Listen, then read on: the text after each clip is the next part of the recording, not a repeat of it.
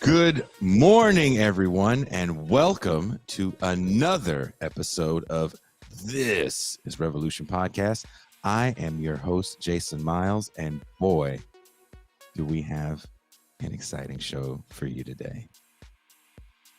If you haven't done it already, please hit the like and subscribe button. Don't forget to ring that bell so you can get notified every time we go live, as we are constantly adding new shows to our YouTube channel. I think I've said it before, and I'll say it again, that we are going to be airing Doug Lane's Critical Cuts. Excuse me. You may know Doug from his work at Zero Books, and one of the best things that Doug did at Zero Books was the Critical Cuts. And we're going to be airing them here on this channel. I believe Monday will be the first day that we air them. I don't remember the time, but if you hit the bell, you'll definitely get alerted of that. And also, we're adding new shows. We're going to be adding a sports show in the coming weeks. And one of the guest hosts today is going to be a very integral part of that sports show, if not the main part of that sports show. So without any further ado, let me bring in my homie, my dog. He is the man of the Mau Mau Hour. He is the Pascal Robert. Give it up.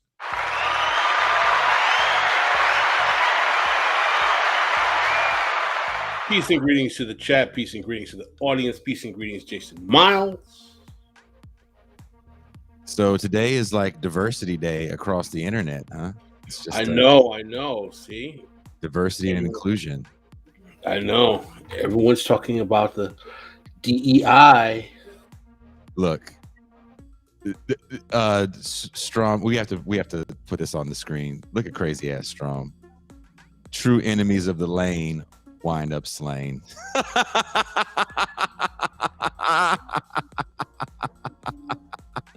Well, Doug is going to be doing a lot of stuff on the channel. We're actually, I talked with Doug yesterday for a long time about an idea that I have that is partially inspired by the wonderful people that watch this show, about literally doing a diners tour around the US of A. And Doug and I and Ben Burgess and I and a bunch of other people were talking about it.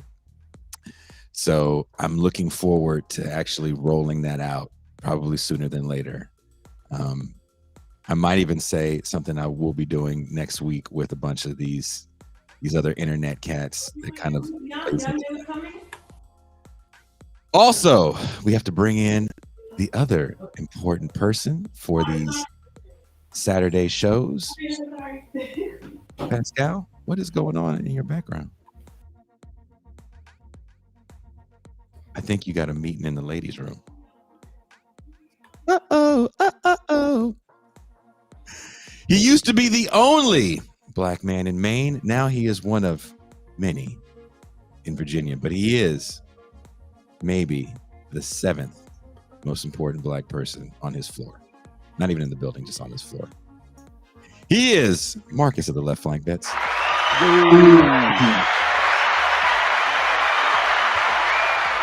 What's up? And I do want to correct you on one thing. For the sports show, I won't be the most important.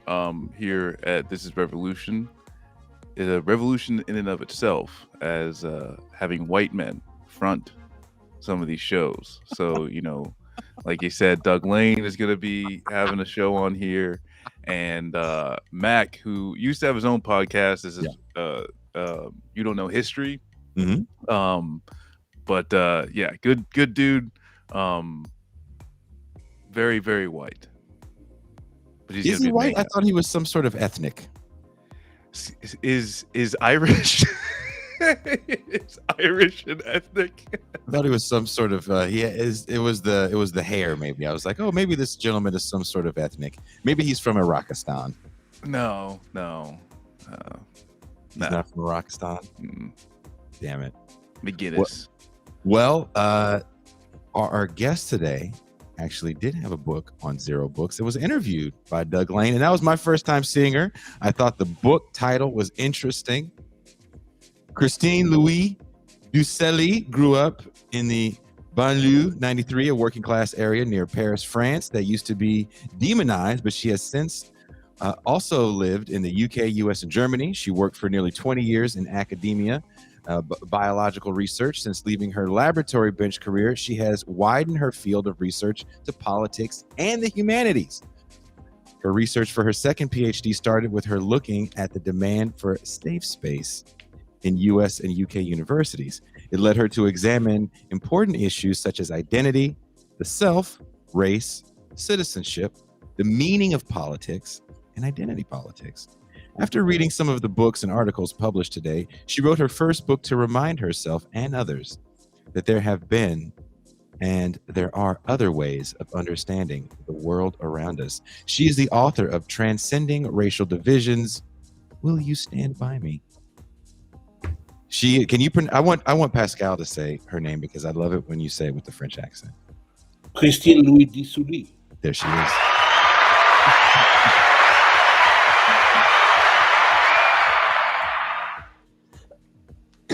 Bonjour. Yeah, I'm here, but I'm sorry to say, I'm hearing echoes. You're hearing echoes? Yes, so I'm hearing your voice and you're even hearing- my voice. Okay. You might want to turn something down on your end then. They are using this because they've got you. It wasn't the same earlier. Let's give her 1 second while she fixes that echo problem. I don't know. That's weird. Did something change like when you went live? I don't know. Maybe something changed when we went live. We were talking off air and everything was fine. Yeah. Oh, she might have the YouTube open. Can you and Pascal talk for a second while I try to hammer this out with her? Yes. Not a problem. Marcus. What's up, Pascal? It's been a while. It's been a few weeks. How you It's been been? a long time, man. We haven't chatted in quite a while, brother. What have you been up to? Just keeping some things going. Actually, had a few interesting conversations with a few hip hop artists recently. Dealing with some of the hip hop artists Yes. from the up jump the boogie to the bang bang boogity beat there. Yeah, well, your boy Napoleon the Legend came out with a new album. I heard about recently. that. Well, how is it? I heard is it probably going to be fire. It's good. I think honestly, it reminded me of like actual like good 90s hip hop albums. You know what I'm saying? Okay. Like I felt like opening up a CD case and I was like flipping through, like it is. Yeah, it's just very dope. But it's called The World Changed, and it goes through a lot. There's a few. Superfly is one song where yeah, man, this dude Amerigo Gazaway, who was the producer, he definitely got the feeling. So that was dope. And that dude A1, who's an independent rapper, but like the motherfucker does numbers, crazy download numbers. So talking about how he's doing it with independent touch was a pretty good one. Okay. But were you still working with Karthik on the show? Yep, I am indeed. Karthik is along for the ride. What have you been up to? Oh man, just we've been doing a lot of programming. We're trying to get a lot of pre-records out as much as possible for the holiday season. We take a break, and we're also, we're still doing a regular writing on the regular basis as well. So all of that is happening as we try to get it together. And what's going on in the political scene? I think this is something that I've been talking about for a while. Is like the Democrats have set themselves up for catastrophe, because this the child tax credit, the last payment is going out on the 15th of December. If they don't have something passed soon, you're going to be getting a beginning of the year where people don't start getting these payments. They start filing their taxes, and they're also not going to get the child tax credit that they're used to. So So yeah, I could see that, and then plus, with these the abortion rights going away, um, yeah, the Democrats have set themselves up for Do you think absolute that they'll be bloodbath. able to use the abortion crisis as a galvanizer, as a get out the vote tool? I think it's already backfiring. I think they're trying that already, and it's already backfiring. You've got uh, some of the biggest cheerleaders from for Biden.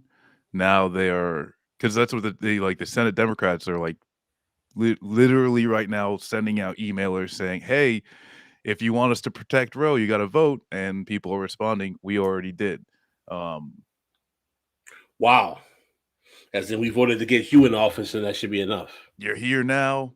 The filibuster could, not be there. They could solve any of these problems, and people know that. The game, I think, is. I don't.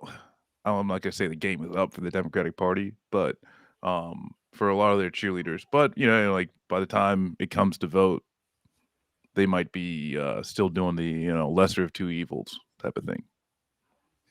Well, let's see if we fixed this technical issue.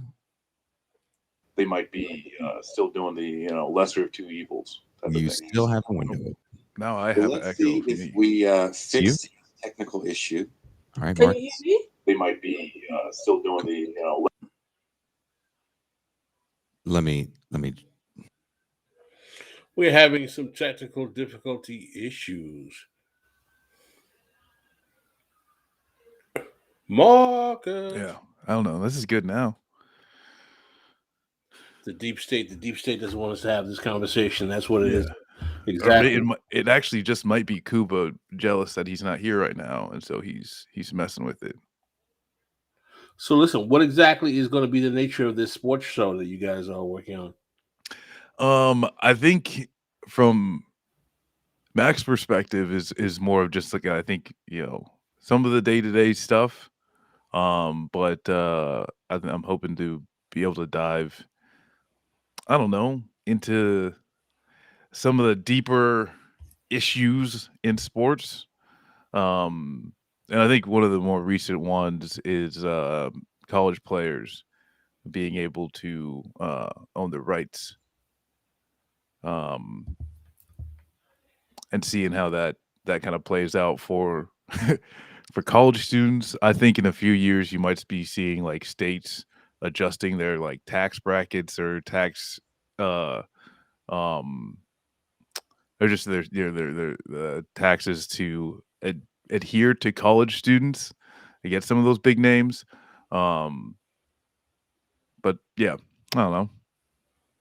And also, I mean, Jason's kind of big on like, hey, there's a lot of people that pay attention to sports. Why shouldn't we talk about it? Which makes sense. Okay, we're gonna try one more time. Sorry. I'm going to walk to wherever it is you are in Europe, and I'm gonna fix it myself. Is it better now? Now it sounds like Snap, Crackle, and Pop from the Rice Krispies are in your computer. So somehow you've got 3 little minions in your computer. Don't worry about it. We're just going to deal with it. It's just going to be your effect. Don't. Just leave it. So you see, I'm hearing you very clearly now. I don't know what you did, but you have a demon in your microphone. We're having some feedback. And I don't know how you got a demon in your microphone. Oh, I'm so sorry. I'm destroying your. This is a common thing. Hold on. Keep talking, guys. All right.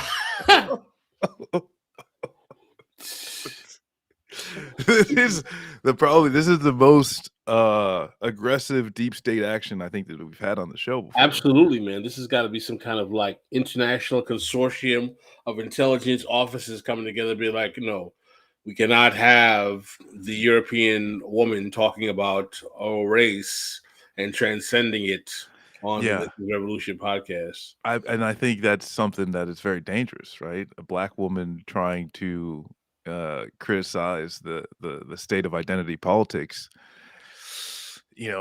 what's Kamala gonna do once we get the show started?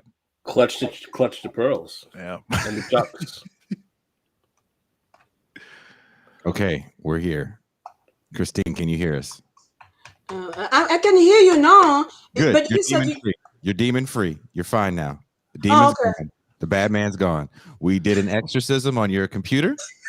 And the bad man is gone. What happened was, what we do usually, Christine, just to let you know, we try to have one white person on the show, so these problems don't happen. If you have one white person on your show, Oh, good. then you can keep yourself free of these technical problems. We tried to be smart today, and we were like, we're going to be black. And then Actually, you get infiltrated by the deep state, and then you get possessed by... but I have my husband. He can be the white person to help. is he a white person? Yeah, I have a white husband. I'm one of those bad women. Well, yeah, is how white is he? No, don't change anything. Don't change anything. Don't change anything. No, he can't be shown on the screen. He's in this. Tell him to move back goes up on the screen.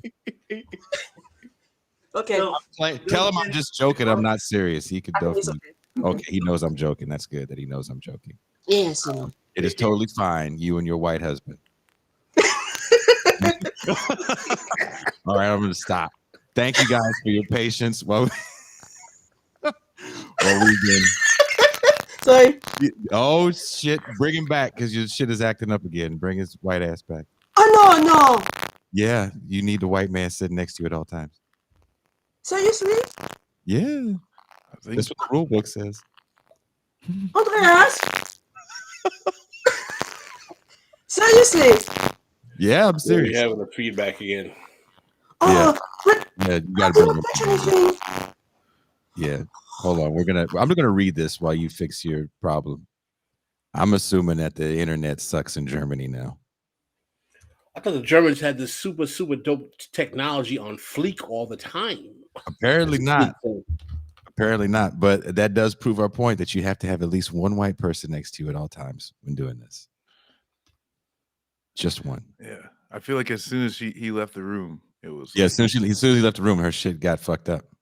Yeah, horrible. He was like off to make a casserole or something. A mayonnaise pie.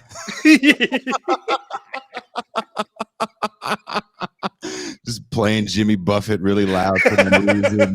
Fucking making a mayonnaise pie, rocking a Tommy Bahama shirt, just doing white people shit for no reason. Oh shit! Got black socks and flip flops on, yelling at beige kids. Yeah. So I do want to start off by reading this article that was a front page article in the LA Times, and it's titled "Race Free Speech Takes Center Stage." A theater professor's remarks spark backlash, then boycott. It all started with a misunderstanding. A black theater student at Coastal Carolina University told a visiting drama teacher she wanted to connect with non-white students, so the teacher drew up a list of names on a whiteboard, then forgot to erase it when they left the studio. When several other students walked in, they saw the list and were left with the suspicion that those on it had been singled out with racist intent. A committee of professors investigated and promptly sent out a department-wide email clarifying what had happened that September day. Seeking to calm students, the professors wrote that the explanation in no way undermines the feelings that any of you feel about the incident, and that the faculty was deeply sorry. The visiting teacher also wrote an apology. No matter the good intention, I still want you to know I'm an idiot and I am sorry. Things might have ended there, but at a time when college campuses have become center stage for the polarizing issues of race, identity, and what constitutes harm, the theater department was primed for conflict. Enter Steve Ernest. Quote, "Sorry, but I don't think it's a big deal," the 62-year-old drama professor, who is white, wrote in a reply all email. "I'm just sad people get their feelings hurt so easily. And they're going into theater?" That right there I literally dropped my iPad and couldn't stop laughing that he literally said, "Look, you're a fucking theater nerd. You better toughen up, Buttercup." No. This Yes, bad. notable badasses, theater kids. So you heard me read that, right, Christine? Yes, I heard you when I was trying to. Can you hear me like better? We can hear you. There's a little bit of it. We're just going to deal with it. We're going to work through the pain right now. Much like these theater students working through the pain of names on a board. No, We're it's going to work through the pain of the feedback. So it doesn't stop there. Within minutes, his iPad lighted up with messages mostly from Black theater majors. Thinking like that is part of the problem, wrote Khalees Harriet, a 21-year-old senior. This department is a joke. Grow up, full offense, wrote senior Jihad Livermore, 23, addressing Ernest, adding that instead of inquiring privately and trying to learn, you decided to chalk it up to sensitivity. The professor replied that night, "Thanks for all your hate mails," he wrote, adding, "deleting this chain." First of all, right there, I'm just going to stop it right there. What do you guys think of this situation? I don't even understand it. The black kid asked to have someone connect him with other students in the class, and they put him or her name on the board because their name was kept on the board. They felt that they were being racially singled out. A visiting professor came and wanted to connect with non-white students, and that visiting professor asked for the non-white students, and the person wrote their names on a whiteboard, and they just left and didn't erase it. So he got the list of non-white students, or she got the list of non-white students, and then they just left names on a board. So when the kids came into class, they see the names on the board, and they automatically just assumed it was something racist because it was all the non-white students. So yeah. So basically they believe that they were being targeted because their names were on the board. It's just names on a board. They don't know what it is. But didn't she explain that she was just trying to reach out to the non-white students? Yeah. But that alone was considered to be some kind of racial microaggression? Offensive and racial harm. That was racial, having their names because they were non-white, let's say they were black or brown or whatever, put on a board. Yes. A chalkboard. Yes. And being left there overnight. Yes. Was racially offensive. It was racially offensive. Why? Because the ink was in black and the writing was white. there was more white on that whiteboard than black. Therefore, it is racist. And mind you, this is the front page of the LA Times. I just wanted to see on the front page of the LA Times. The front page of the LA Times, because it gets worse.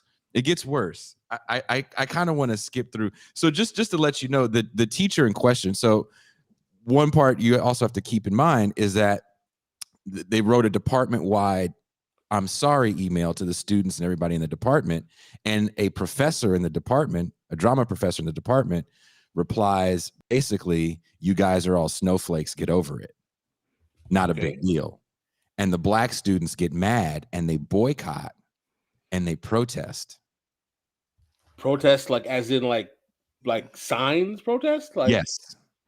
So and what are they protesting? You want to know what the sign said? Yes. Is everybody ready? Yeah. Christine, are you ready?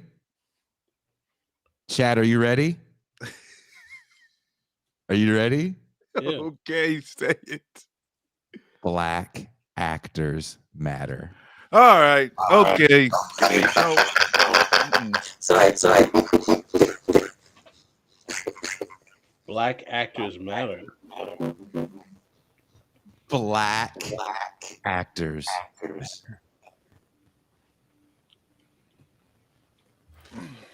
Yo, that's really. How old are these kids?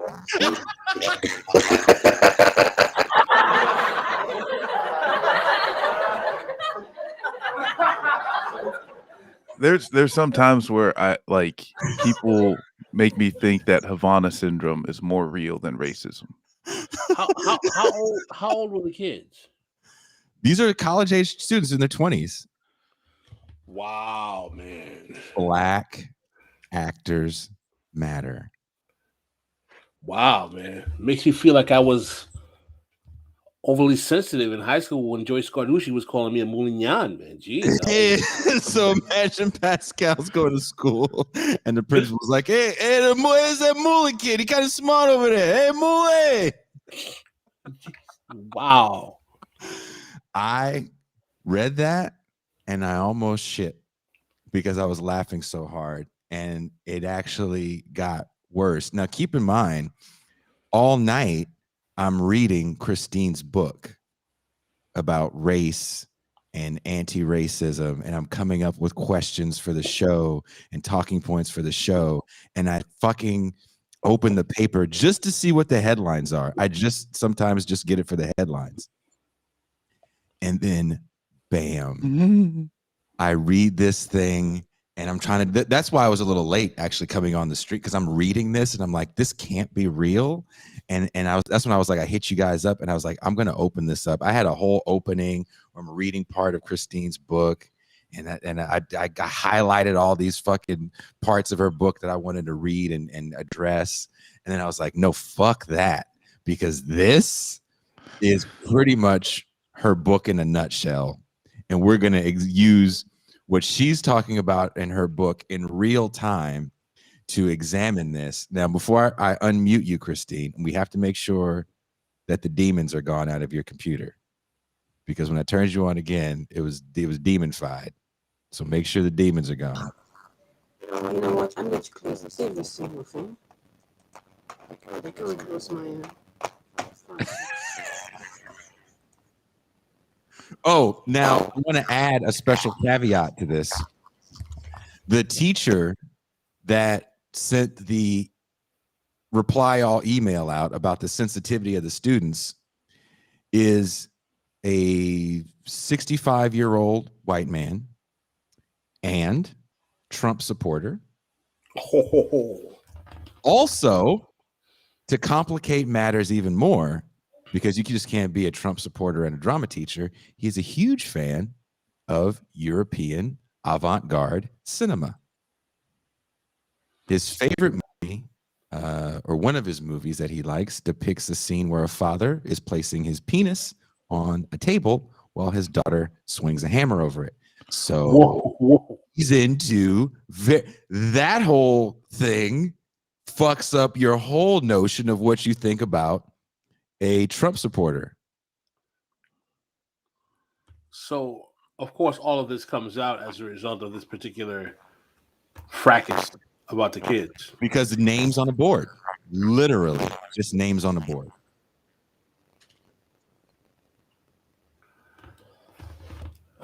Wow.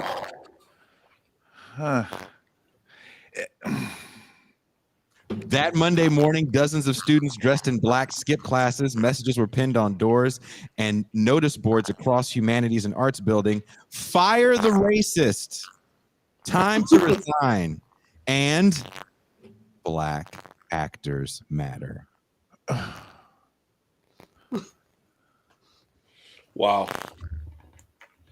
Christine, your book tackles this sort of anti-racism.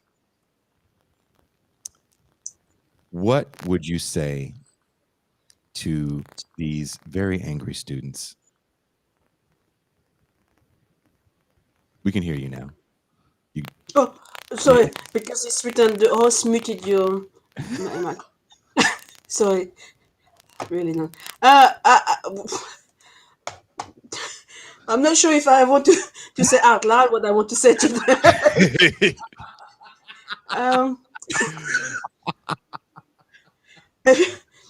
And what can I say? I will say, well, yes.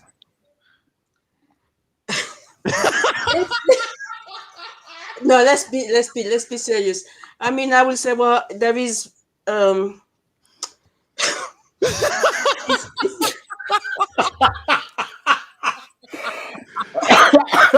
it's a bit hard to be well. Okay, I would say, well, there is problems of racism, but really, that's not it. That's not a racism. Really, no, that's That's just a group of young people who are oversensitive about something without knowing actually. I mean, they became, when you think about it, they became upset without knowing why they had their name on the board. So you means you made an assumption that just because you are who you are, that means that somebody has to attack you. So they made they under the assumption is that basically because of their non-white status, it means that it has to be for a bad reason. And then the fact that the professor was attacked just because he complained about I think it's what you said. Yes, he complained about the finger. I think this is a trivialize important problems of racism for no reason. It's just bad. It's just Well, let me ask you this, and I want to ask you this, and this goes out to the whole panel, and I want to get the chat's perspective on this as well. As I was reading this story, I called up Jean Bajlan and I hit up Pascal as well, but he was looking at a whole nother racial grievance porn that's going on right now as we speak on the internet, right? What was kind of interesting at the end of the article, one of the students says, "I am a consumer and I don't want to be offended at the place I spend my money." And that reduces the university to a business, and now the administrators and teachers are now customer service agents. And this is a quote from the article. So how do you guys feel about that? Which I don't know. I've got an echo now. Go ahead. It's gone. Oh,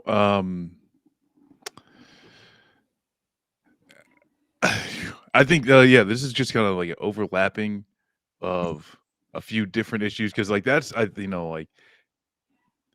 might be the most problematic thing said out of this whole scenario, was the understanding of education as a consumer item, which and like Christine said, this is not an issue of racism, like that definitely not a thing. Like, but yeah, that's more concerning to me than anything else, well, I guess like just the whole situation is concerning, right? Like there's just this huge backlash or assumption that turned into this fake racial grievance. And even the protest, I mean, that seems like a more of a blackface, than than anything I've ever that I've seen in my lifetime. It's like this fake facade of an actual like real movement and real politics. But no, it's very sad. What do you say, Pascal? I mean, I think that what this demonstrates to me is the way in which, the politics and the discourse around race have been trivialized in a way that it's reduced to personal discomfort as opposed to exploitation and oppression or extraction to the level where anything that makes you uncomfortable can be challenged channeled in a way that's deemed as quote unquote racial or racial insensitivity. Now, I don't think that we should undermine the reality that there are things that, racism exists. There are racist things that do exist as well. But to me, the larger problem we have is that I think there's a discourse that is largely elite driven coming out of universities, academia, liberal media, the liberal chattering class, that is racializing phenomenon that disproportionately are really affecting people who are poor and black, whether it be police encounters, whether it be homicide by cop, whether it be interactions with racist individuals. This does not say that black people who are upper middle class or wealthy don't experience racism, but the way in which black people who are poor or working class deal with racial hostility largely has to do with their economic precarity as well as their race. Not trying to separate the race from it, but a large part of it has to do with their economic precarity. But the problem I have with the way this discourse is being framed is that it's a discourse that's being framed by largely elites, black elites particularly, who are using this particular moment, particularly with the rise of the reactionary right, the Trump phenomenon, and so on and so forth, and the post-Obama moment, to focus on racial hostility divorced from the actual material condition of the people who suffered from it in the worst way, which are poor and working class black people, and turn this into a phenomenon where when we do try to remedy these problems, we get things like JP Morgan wanting to dedicate $10 million to black female business startups, or $10 billion. $10 billion, yeah. $10 billion. Well, Christine, as you could imagine, working in the university system, the first thing that happened was once the students were upset, they brought in the troops, aka diversity and inclusion. Can you explain to the crowd what diversity and inclusion is and what it does in this anti-racist framework that you critique so well in your book? More started the critique because the books is a bit more than just targeting one area. But this diversity and inclusion, I think for me, it's part of the racial thinking. Basically, for me, it's the reaction of the students is not unusual because at the moment, what Pascal was arguing, racism is being seen only as an individual and a personal problem. So racism has been changed to individual problems, individual behavior, or individual attitudes, or belief, or education, or lack of education, or ignorance. So then, when you have the racism being seen like that, then the individuals who are seen as a part of the racial groups or discriminated against can look at anything that's been done to them as racism, basically individuals attacking them. So racial identity becomes quite very important, and the problems with the diversity and representation is part of that. Basically, is first of all based on the idea that racism is an individual problem, and that groups of people have to be together and represent each other. So if you have if you're black, you're supposed to be representing other black people. If you're white, you're representing white people, or different groups of people. So it's, for me, all the discussions is still based on the idea that somehow race is important, racial identity is important, and we want to have, if we have equalities, we have to have a diverse groups of people representing the people who look the same as them, because it's very much about look, and race is very much about look or culture. So it's really all the discussion. What I was trying to do in the book is to go away from all the minutiae of the discussion to show how to try to argue that the basis of all the discussion is the way we look at each other, or the way that we understand the world today, and we understand it through the issue of race. Whether people are looking at the issue of race as its biological category or social construct, we're still looking at each other through the issue of race. And everything that we are arguing today, it's always through that issue of race. I don't know if I'm very clear on the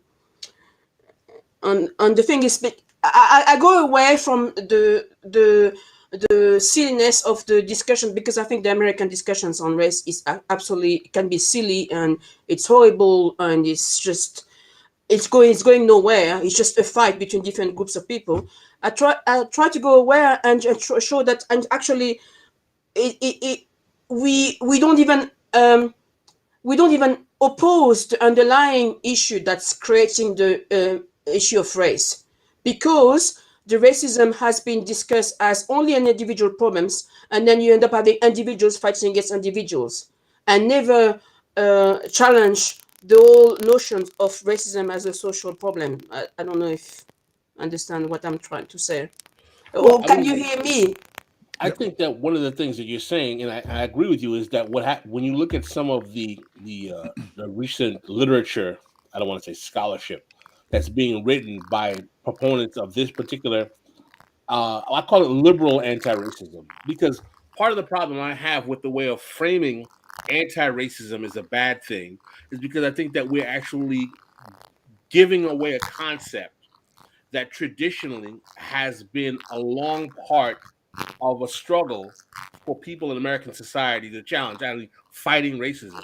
And when we frame it, anti-racism, as some kind of problematic concept, I feel that it actually kind of surrenders too much to those forces. And now, but the point I'm trying to say is I definitely agree with the way in which anti-racism has manifested in the contemporary moment is profoundly problematic. What I find troubling is that the potential to conflate a legitimate fight against manifestations of racism with the current problematic way in which liberal anti-racism is being leveled. So that's why I'm somewhat hesitant to frame the concept simply in that broad term of just saying anti-racism. And I tend to kind of root it in liberal anti-racism. I would actually argue that a more effective way would be neoliberal anti-racism, because I think that the way in which this type of anti-racism is dispatched is premised on a type of diversity, equity, and inclusion that prefers individuals that are in more elite, universally pedigreed positions, to the detriment of large numbers of brown, and even white people who are not at all getting any type of resources redistributed to them during this type of discourse.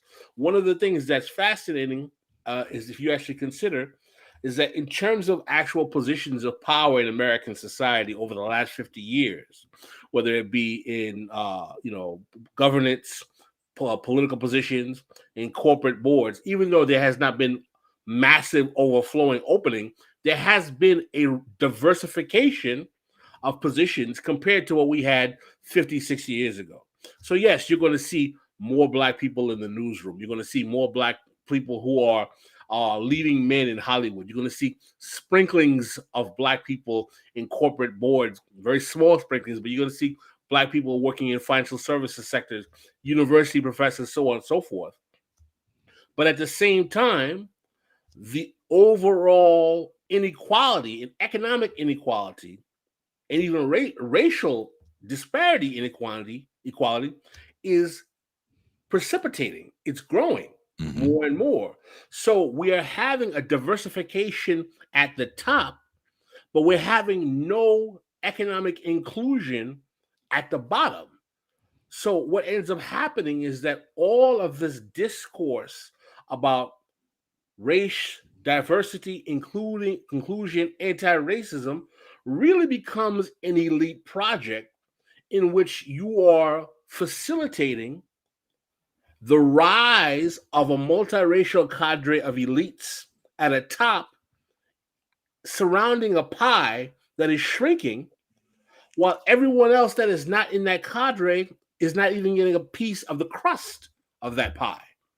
So that's what is most problematic for me about the way in which this contemporary anti-racism discourse is being projected, is that I fundamentally see it as an elite project that is fostering support by working class and poor black people who do suffer from racism in material ways. I'm not saying that educated black people don't suffer racism. What I'm saying is that the material consequences of mass incarceration, of police brutality, of gun violence, of drugs, of narcotics, of getting turned down for a job is going to have a different consequence for a poor and working class person than it has for someone who has 3 degrees from Harvard, who can reshuffle their resume and say, well, I didn't get a job at Skadden Arps. Let me go try XYZ law firm.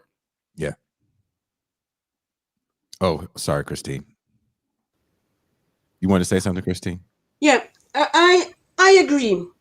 I mean, in that sense, because I remember that when I was started before I wrote the book, and I was started to be involved with this anti-racism in trying to listen to what's happening in America, and there was people arguing, oh, we need to have this black capitalism and these black entrepreneurs, and I was saying, well, how does a black person having a black boss have a better life? I mean, if you're still being paid, I don't know, €2 an hour, you're still being exploited by your boss without, whether it's a black person or a white person. But he's black and he understands your pain. So as he's exploiting you, he's doing it with yeah. He doesn't understand your pain because he still pay you $2 an hour. I'm sorry to say. Whether I had a black boss or a white boss, he was still my boss and he was still paying me less. So, but for me, it's the anti-racism today. It's elite. It's an elite. It's also I suppose it's a problem with the class.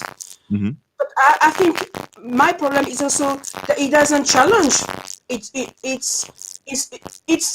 based on what is race today, racism about. Because what they are saying is that racism today is basically promoting the same things that racists promoted. They are saying that whether you're black or white is what matters, but we want to have more black on the top. So as if a white working class or a white homeless person is more important than the black entrepreneurs because one is black, the other one is white. So basically, they are still using the same category, race or identities, and they're using it for their own purpose to promote the fact that you have to have more black on top. Like you're saying, you will have more black on top, but the people at the bottom will still be the same.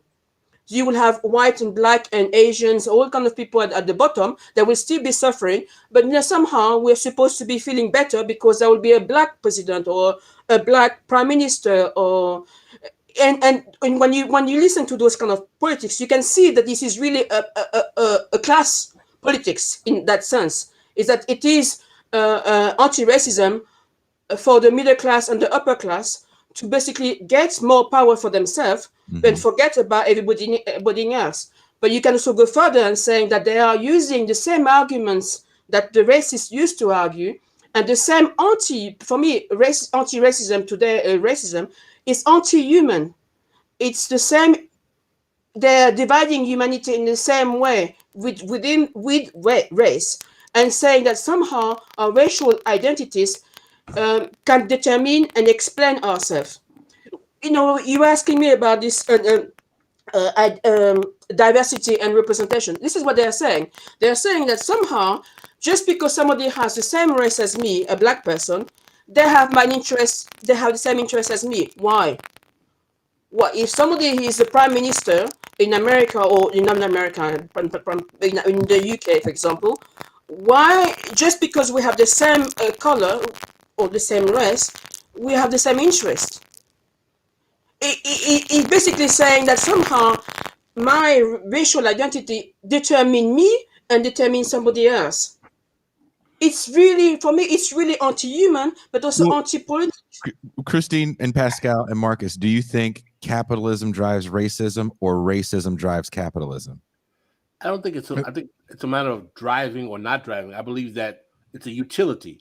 I believe that racism has a certain utility in capitalism. And one of the main utilities of racism is that when you have a country like the United States, or even in France, for example, let's think in France, 10% of the population of France is Muslim, but Muslims make up 60% of the prison population in France. In the United States, black people make up 13% of the population. In some places, they make 45% of the prison population. So what I'm saying is that race becomes a proxy for poverty in these large capitalist countries in which what ends up happening is that the problems of the economy or the capitalist system become projected as only problems that Black and brown people face. Well, what do you I mean, guys that's- say? I'm sorry, but what do you say though? And this becomes the big pushback, right? That we always hear. We get called class reductionists because race is a problem. And as Christine is joking as she's drinking her coffee, I guess she's been called one as well.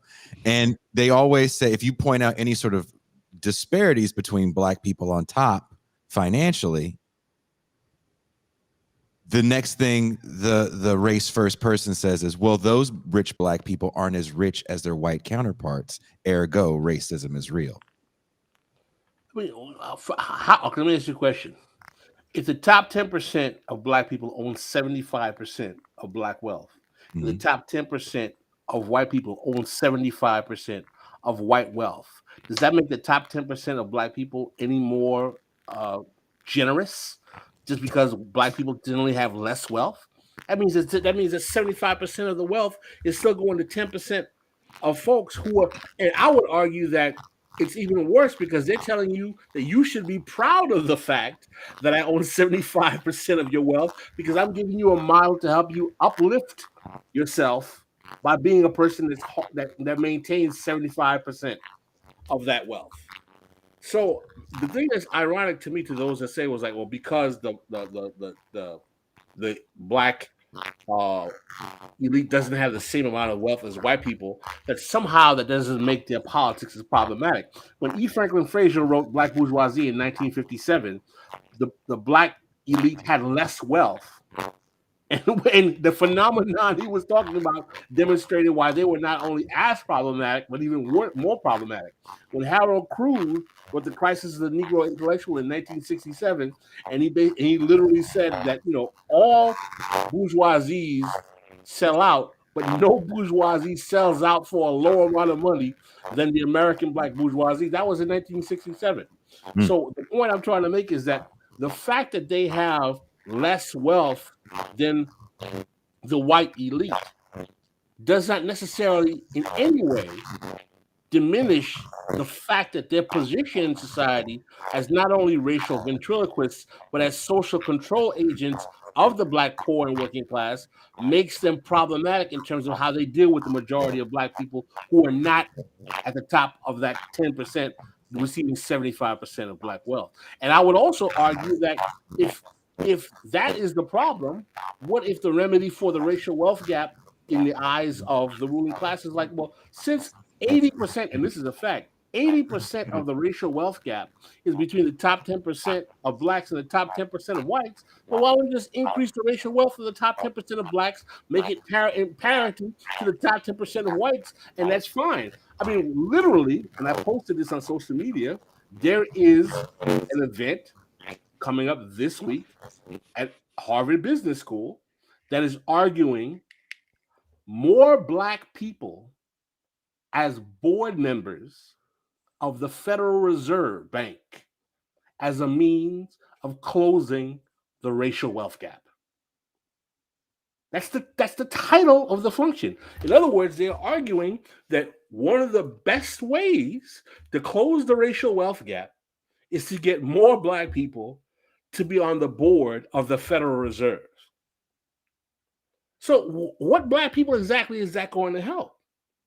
Now, if you agree that the racial wealth gap is the problem, well, if the 80% of the racial wealth gap is between those two categories of elites, then obviously the top 10% of Black people are doing exactly what they need to do to improve the racial wealth gap. Because all of the programs that have been coming out of this racial disparities discourse are forms of some type of economic empowerment for the Black 1%. And I think going back to the original, question of, is it capitalism that, creates racism? I think that's something that Christine actually spells out, or it lays out pretty well in the book, is that there are, this is like an evolution of ideas, that kind of been fought out through society. And as you see the creation of capitalism, or at least the its beginnings to take over from feudalism. There's also these discussions as far as like what is race, or what is it to be human. But at the end of the day, powerful people end up utilizing these things in order to subjugate others. Yeah. And so that's where we're getting to the point where,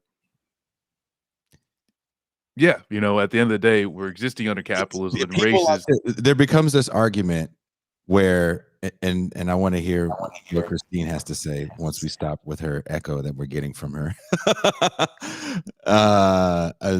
There becomes an issue where when you, like Christine had said earlier, she goes, well, if I have a black boss that's exploiting me, he's still exploiting me. Then the next thing someone will say is, but that black boss takes their orders from a white person. I'm like, does that mean that if there was no white person there, then the black boss wouldn't be a boss anymore and he'd just be, you'd have a co-op?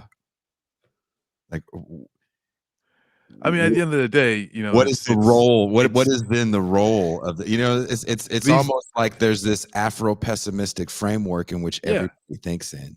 Well, and like another thing, like Christine spells out is that it's like you fall into the same framework that racists believe, that because you are black, you are going to end up treating other black people in a certain way. And you have no agency also. That's also saying like there's no agency that you have whatsoever as a quote unquote black boss, which I definitely don't like that. Black gravity. Christine.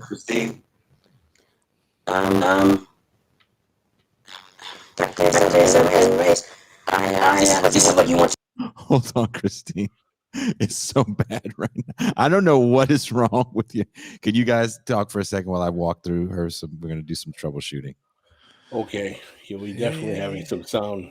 But no, but yeah, when I saw that Harvard Business School advertisement, close the racial wealth gap by having more black people sit on the board of the Federal Reserve Bank. I was like, if this is not a class project, I don't know what is, man.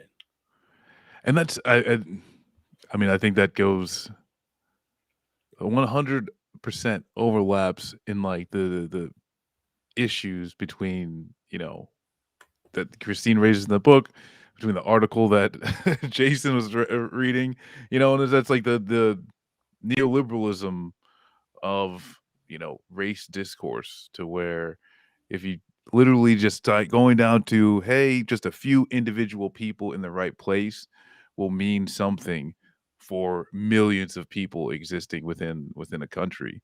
And it's absurd. It's just ridiculous. I mean, but the thing is that's sad is that so many people are buying into it. And I don't know what you get at it. What is the benefit, Like, just you get like 10 minutes of I get to, call someone a racist or exert some type of power, getting someone fired. But then you go off still on guard that like maybe it's the barista or, whoever, and like is white in society is just like one moment away from doing a horrible, violent racism to me. No, I mean, the thing is, though, the larger point that I'm trying to say here is that, okay, if we understand that, that capitalism creates a certain paradigm in which race, particularly black people, are otherized largely because of poverty and suffer the vicissitudes and harms of capitalism and racism in a worse way. The question becomes, how do you create an economic and political situation in which those harms and damages can be ameliorated or abolished whatsoever? Yes. Now, the question becomes, simply because, does that mean that simply because you move to a socialist society that racism ends? I'm not making that argument at all, because I don't believe that will happen. Because my position is this: whether or not a white person is racist or not is not my initial motivation in trying to be concerned about. What my motivation is to neutralize the ability of his racism or collective racism to affect my material quality of life, sense of self-value, ability to earn and live productively in society. So the reason why I would argue in terms of actual socialism mitigating not so much the existence of racism, but mitigating the capacity of that racism actually affecting your life is that if the means of production and ownership of those things that create the ideological superstructure, i.e., media, i.e., corporation, i.e., jobs, labor, are democratized in a way where black and brown people have not only ownership of those means of productions, but a say in which they are structured, in the way in which they are actually directed, in the way the image that are projected from them, the way in which resources are actually distributed, then that would go a long way to diminish the actual way and the capacity of those economic paradigms to reproduce the racial harm that requires that black people suffer those consequences. But the question then becomes, even in a society where 65% of the population is white and 14% of the population is black, even if you had ultimate socialism, where you had diversification of ownership of the means of production and all of those things, there would still be racism. I'm not going to deny that. It would definitely ameliorate the economic and material harm. But again, the question becomes for me is the goal to stop individual white people from feeling like they don't like black people? I'm not saying we should not fight for that as well. But for me, the ultimate utility of challenging capitalism one in front of you is that I want to stop the necessity of having an economic model that requires large segments of black people being on the bottom. Well, yes, too, is like I think feel like the question then becomes, how do you get people to understand that that these little individual self-satisfying moments of wielding power through identity just not only isn't worth it, but I think is Christine argues, actual detriment to having a world where either A, racism doesn't hold power, or B, it does not exist. Let's define racism as Christine does in her book with Ibrahim X. Kendi's definition of racism. I'll read this passage right here. According to American historian Ibrahim X. Kendi, a racist idea is any concept that regards one racial group as inferior or superior to another racial group in any way. Two important notions are in this definition: the notion of hierarchy and the notion of race. One cannot talk about a, quote, racist idea if there is not already a notion of a, quote, racial group or race, unless one is reading history backward and applying modern concepts to past understanding and beliefs. That was Christine's answer to Ibrahim X. Kendi's definition of racism, which I think becomes kind of part of the problem, especially in this anti-racism discourse. Can you hear me now, Christine? Yeah, I can hear you, but can you hear me now? Oh, yes. It's better? Yes, don't do anything. Just stay still. Don't move. Don't move. Hold in a fight. Don't move. Well, you see, I've got the things now. Works perfect. So tell us about when you first read Ibrahim X. Kendi's How to Be an Anti-Racist, and you looked at his anti-racism, and you say it's ahistorical. Why do you say it's ahistorical?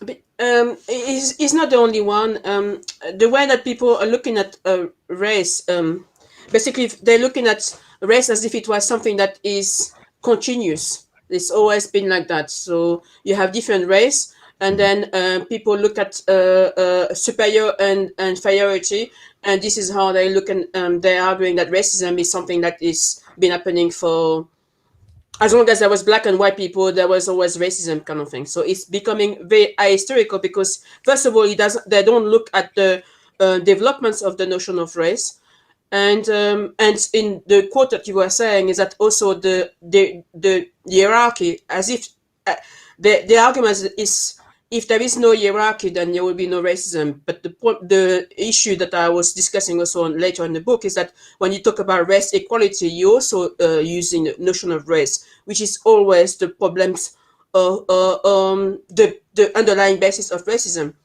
I am part of the school who believe that unless you challenge and oppose the notion of race, racism will still be a problem.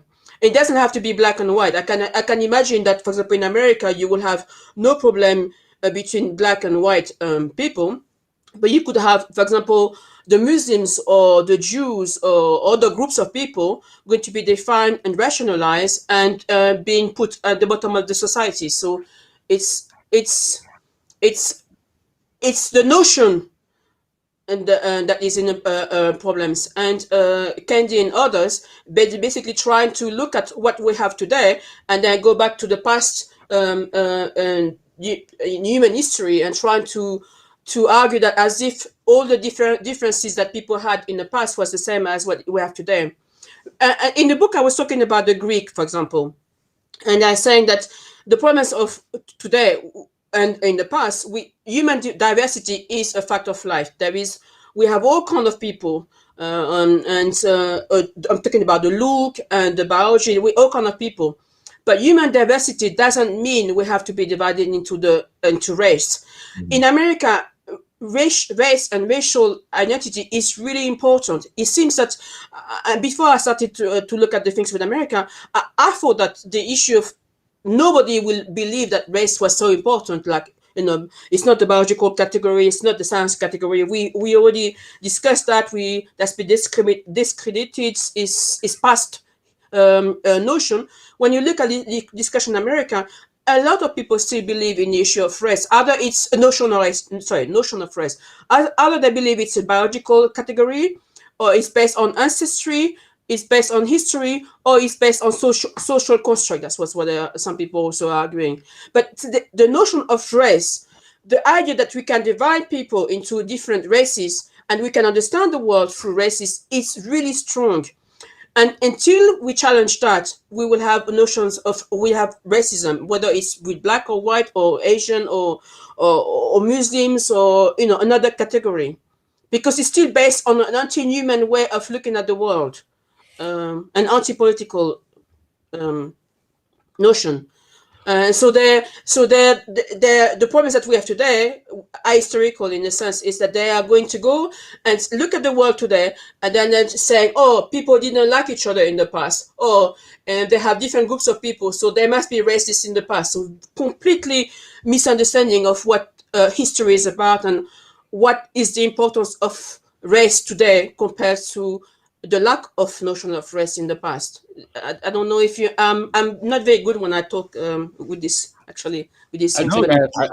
Look, you sound great. Don't move. I was very serious about your stillness. Oh, sorry. No. You could like right there where you are. Don't move. You're good, Pascal. I think that's very important, and I think that one of the things you're saying, and we had a show one time where we discussed this, how the nature of racial conflict in the United States and the tangible reality of it oftentimes causes people in the United States to project their view of racism as being something like physics or earth science throughout history and time, without understanding the actual context. And you're saying something that I agree with and I've heard, is that just because the Corsicans may have had a problem with the Angles in Europe didn't mean that the Corsicans looked at the Angles as two different races. They may have looked at each other as two different ethnicities or two different nations or two different tribes. When the Wolof may have had a problem with the Pule or the Hausa, they didn't look at each other as two different races. They may have looked at themselves as two different nations or two different people. What people fail to realize is that when you say someone is a different race, you're saying that person is a different species than you are. Different races assume a level of speciation. And to believe that there are different races literally assumes that you're believing that certain other quote unquote races are different species than your race, which is a fallacy, which we know is a fallacy. So, because race has existed in America to almost create a concept where the divisions are ontological, meaning they're almost like physics, like earth science, like rainwater, people have created theories in the United States that literally argue that racial conflict is ontological, that it is like physics, it is like rainwater, it is like earth science. And that belief is fundamentally ahistorical. I think that's kind of where the danger gets into of buying into the the neoliberal anti-racism model, is that there is an agreement on some level with the reactionary right, that there is some type of difference, like Pascal was pointing out, between the races. It's just, what are then the solutions to that? In which case, you'll see liberals say, well, just we need more black people on the Fed. We need a black president, chucks and pearls, all these things. While the reactionary right will say, no, this means we need to divide our societies on these racial lines, and that way you get some type of harmony. But at the end of the day, those are coming from fundamentally the same argument, that there is some type of difference amongst the races that creates these scenarios and perpetuates racism throughout today. Right. I mean, when you look at the evolutions of the notions of race was not about. It didn't start by being about skin color. The notion of the race started with the notion that somehow there is different peoples within the same society. So in Europe, the lower class were seen as a different race from the aristocrats, because they were trying to explain. I think this is what we have to understand: is why is it that the notion of race was developed and became such an important way of looking at the world, and why is it that we have to challenge that and oppose it? Race became about skin color when the colonial country went into colonies, and they have to explain the inequality that they had between Europeans and the colonized world. But in the beginning, race was about lower class and aristocrats and upper class. So it was basically, when you look at also this different notion, is you have to look at the social circumstances in which they developed. So when people want to go and look at the race all the way through human history, they're forgetting that the society that we had in different human history was different. Feudalism, ancient Greek did not have the same society that we have today in capitalism. And when we have capitalism and you have also the notions of equality, you have to explain how can we have equality, how can we believe the world about equality and men equal when you have people who are not equal. Because even if people have this belief of equality, capitalism doesn't believe equality in society. There is no social equality in society. So how do we explain why there is poor working class, starving, living in squalid conditions? How do you explain that they are the same people as the aristocrats? So then you can explain it through race, that there are different races. They are determined by their race. They cannot have a better life because this is what their race is about. And then how do you explain why the Africans are so living so differently, why they have a different race also? It's because that's the reason why they don't they can't live the same way as we do, and we have to colonize them because they have different races.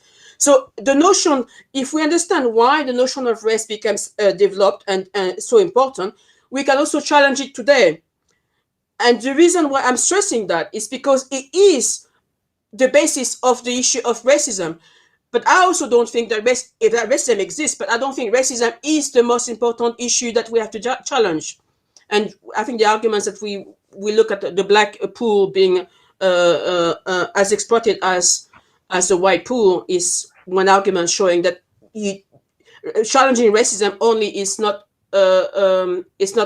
viable. Basically, I'm on my own or what? No, we're all here. We're all here. Oh, you Sorry. thought we left you? We were just like, fuck this. You thought we just left?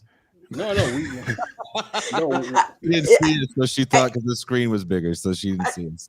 No, because I can't stand monologue. So if I only see myself, it's like I'm talking to myself. Like, oh God. So for me, it's an important things that which, and when you look at the anti-racism today, hardly anybody wants to challenge this notion. And this is if we are into if we are an individuals who wants to for me the reason why I wrote a book is because I want to have a society where you have a better human development and individual development. It means that you're also supporting the issue of humanism. Basically, you're supporting that human can create and change, create a new world, change themselves and change the world. If you believe in the notion of race, you go against human abilities. You basically saying that humans cannot determine themselves or cannot change themselves because they are divided into those races that tell you how they're going to behave, what they're going to think, what they're going to be doing. And when you look at the representation, that's what it does. It's saying that because we're one race, black, we are all supposedly going to represent each other. So we can, a black man can represent me because he's just being black. So basically, you're taking my agency away. You're saying that as an individual or as a human, I cannot determine or I cannot change myself and change the world. The notion of race is really a barrier to changing. If we want to change something about our destiny, that is really anti-human and anti-politics. That's what I wanted to stress. Let me read this from your book as well. Many of those who argue that racial thinking and racism have always existed do not understand the, quote, dynamic character of social development. In order for us to comprehend the present and find solutions for the future, but try to use their interpretation of the past in order to artificially create an identity such as the, quote, black identity for their own recent purpose. Racism is the political and social expression of the idea of racial thinking, whereby races are described as inferior or superior. Ideas are put into practice to organize society. The idea of race and notion of hierarchy in races should be strongly opposed, but not by simply challenging the notion of, quote, hierarchy itself. Making a judgment that a group is superior or inferior over another group using specific criteria is not wrong in itself. We do appreciate and discuss whether a specific sports team is technically superior to another. The notion of racial hierarchy is a problem because it is based on a social order described as racial order to make it natural, permanent, but more importantly, legitimate. Using biology and science, social inequality became racial inequality in the 19th century. First, when describing social groups such as the lower and upper classes within European societies, and then when discussing differences between European societies, their colonies, and the rest of the world. Pascal, what say you? No, I mean, I think it's a very, very effective and very, very true reality is that the problem with race is not only that it creates a paradigm of racial hierarchy. The problem with race is in believing that there are different races of human beings in the first place, because that goes to the point I was making earlier is that basically what you're saying is that there are human beings that are different species than other human beings just because they have darker or lighter skin, which is problematic, which is ridiculous. But where this becomes complicated, and you talk about this in your book, is how in certain periods of time, For example, you mentioned in your book about how in the late 19th century, scientific racism was used as a means to explain race, biological differences, phrenology, cranium sizes, and that goes into eugenics and so on and so forth. But there was a particular move, particularly in the early 20th century, late 19th century, with the rise of sociology and social work as a discipline, which shifting the quote unquote inferiority of people away from scientific racism and using quote unquote culture. That culture is the thing that makes XYZ group or people inferior. And what that really did was that culture really just became a proxy for race or racism. And what is fascinating is that, number one, most people know that that was actually a move that starts in academia that also informs much of ethnic pluralist thinking and frameworks that are still popular in throughout American political history. Excuse me. And second of all, how they were used to inform policy even up until the 80s and 90s with concept like underclass ideology. Underclass ideology, for those who do not know, was a culture of poverty argument. It made the argument that the reason why Black people were not able to be competitive in America is because they had a quote unquote defective culture. And what is so ironic about that is that it creates this kind of ridiculous tautology, is that Black people are defective because their culture is bad. Black culture is bad because Black people are defective. So it becomes this kind of ridiculous vicious cycle. And one of the main reasons why there was a shift from scientific racism to culture is that it became a more effective means of denying the reality that poverty in an American capitalist society is necessary. All right, because capitalism requires that wealth distribution is unequalized.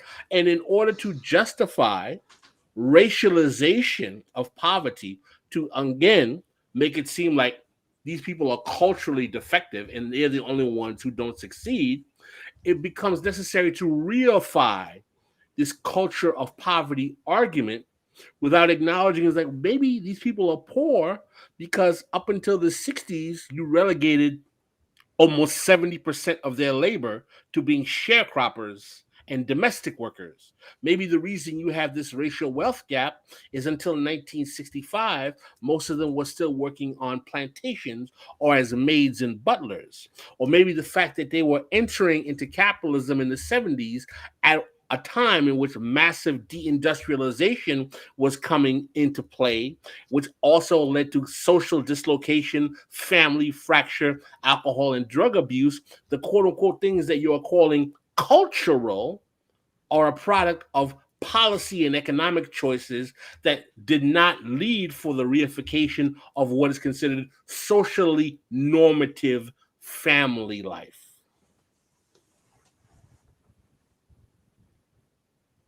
But again, because we reduce these arguments to, okay, first we can't use race, let's use culture. We don't consider, for example, when you hear people say things like, oh, look at the Asians, they come here in America and they do well. No one looks at the fact that in 1965 and 1967, the immigration requirements for Asians coming into the United States made it so that they had to have high skills or levels of education that made them more competitive than even whites in this country. No one was talking about Asians as the model minority in 1865.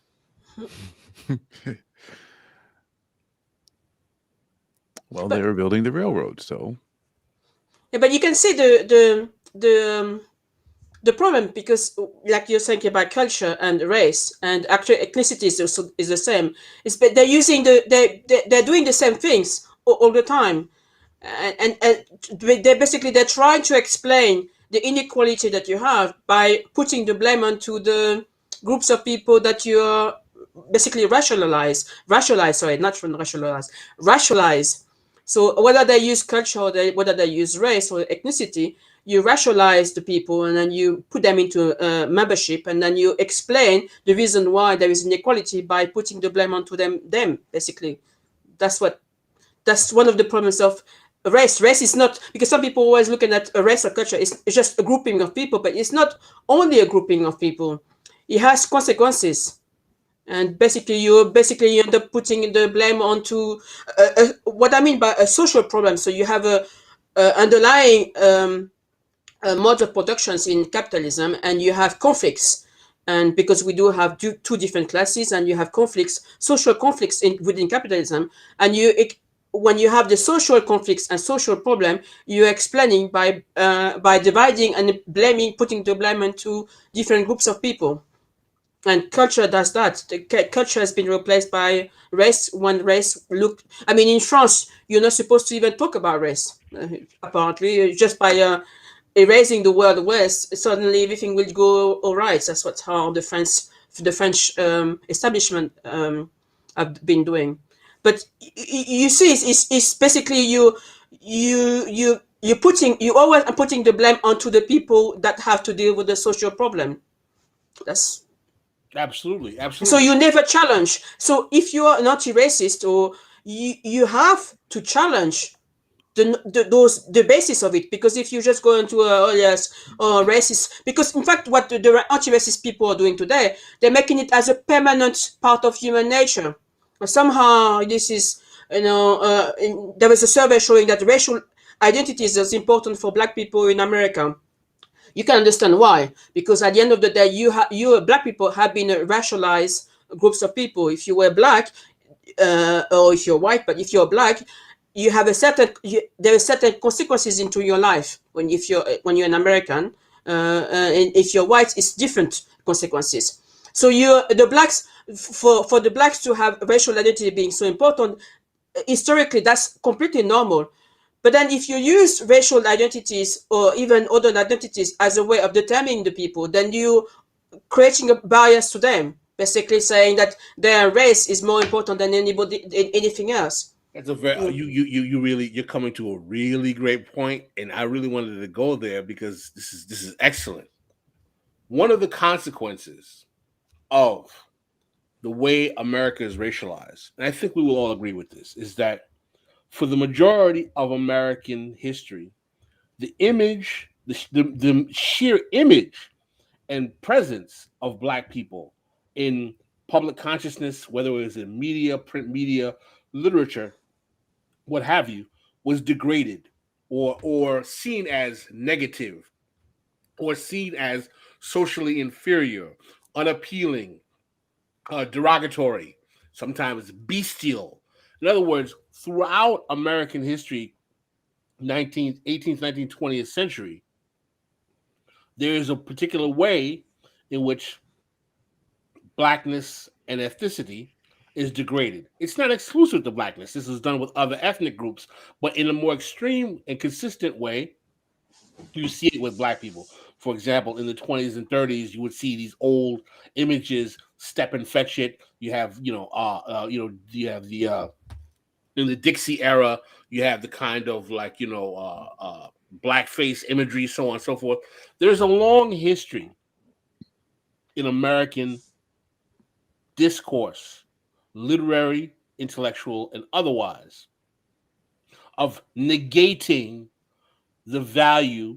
Minstrel shows the value of Black people. That I don't think anyone would deny that. In the face of that negation, it is not illogical,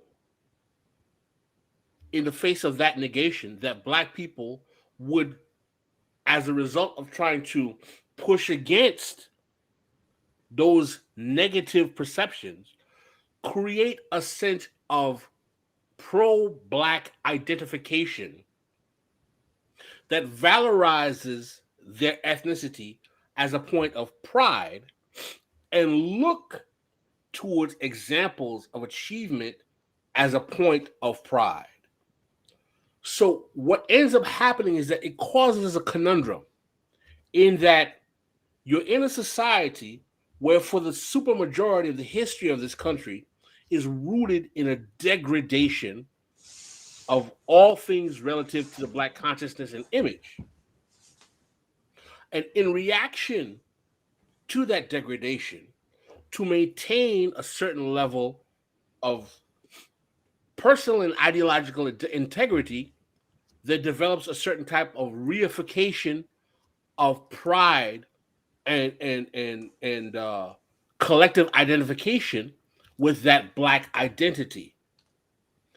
What I find particularly complicated about the current moment we have in racial discourse in America is that there are still large numbers of Black folk in America who, whether we want to say right or wrong, logical, they still cling to that need for racial pride because there are still degrading images in the conscience of the majority of Americans about Black identity. I wrote an article recently talking about how when you turn on media, you see Black people as either $1 million athletes or criminals. Mm-hmm. So understanding that part of the consequence of this racialization of image is a need to perpetuate internal validation and valorization. One of the consequences, though, of that validation and valorization is that it becomes easy prey for elements of the ruling class to play on that need for validation and valorization and manipulate it in a way that leads to the very, very vapid neoliberal identity politics that we see today, where symbols of either leaders or actors or entertainers are foisted on Black people as this is your image of racial pride that you need. Mm-hmm. Pascal, I want to push back against you for your comment about Black people only being athletes or criminals, because I watch Tyler Perry movies and they're ad executives. That's a new phenomenon. So Blackish. there. So the point I want to make, and this is why I'm glad Christine is here, is that how exactly do we navigate this particular puzzle, this conundrum that we realize is the reality that we're in? You know, if you read the book, and I wrote a thesis after the book, and I go a bit further than the book is, and I carry on trying to understand. My position is anti-identity politics. The way I see it is that the idea of racial identity is as bad as any other identity, not identity as a person, like if you want to have your own identity, but identity is being used in politics. This is how I understand. I understand identity politics as when you use social identities like race, nationality, sex, gender, where you live, mother, father, that kind of thing. So social identities being used in the political domain. So basically, you use your identity and you're part of your identity groups, and you ask for a special or special resources or special privilege. That's what identity politics is. And when the anti-racist or other groups of social movements are using identity politics for their own purpose, they are using the politics that has been done by other people in the past. And so, this kind of politics prevents you.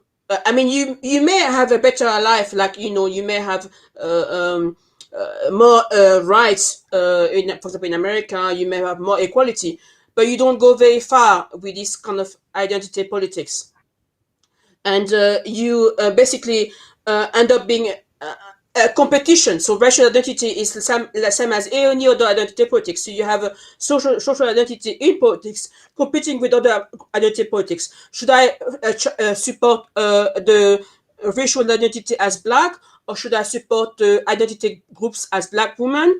Or should I ask for the identity groups black women heterosexual, because I'm married with a man? There's you end up having different groups of people dividing into different groups of identity groups, and they're fighting each other, and there is no change. I mean, I even mentioned in the book, you have this ADOS group in America, which when I read that, I thought, oh my, What was your I'm first sorry. thought?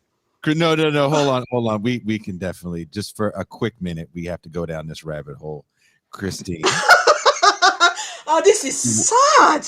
I mean, I was trying to find excuses of how small those and how dividing those identity politics is becoming. And when I read about the adults, I thought, oh my God, oh God,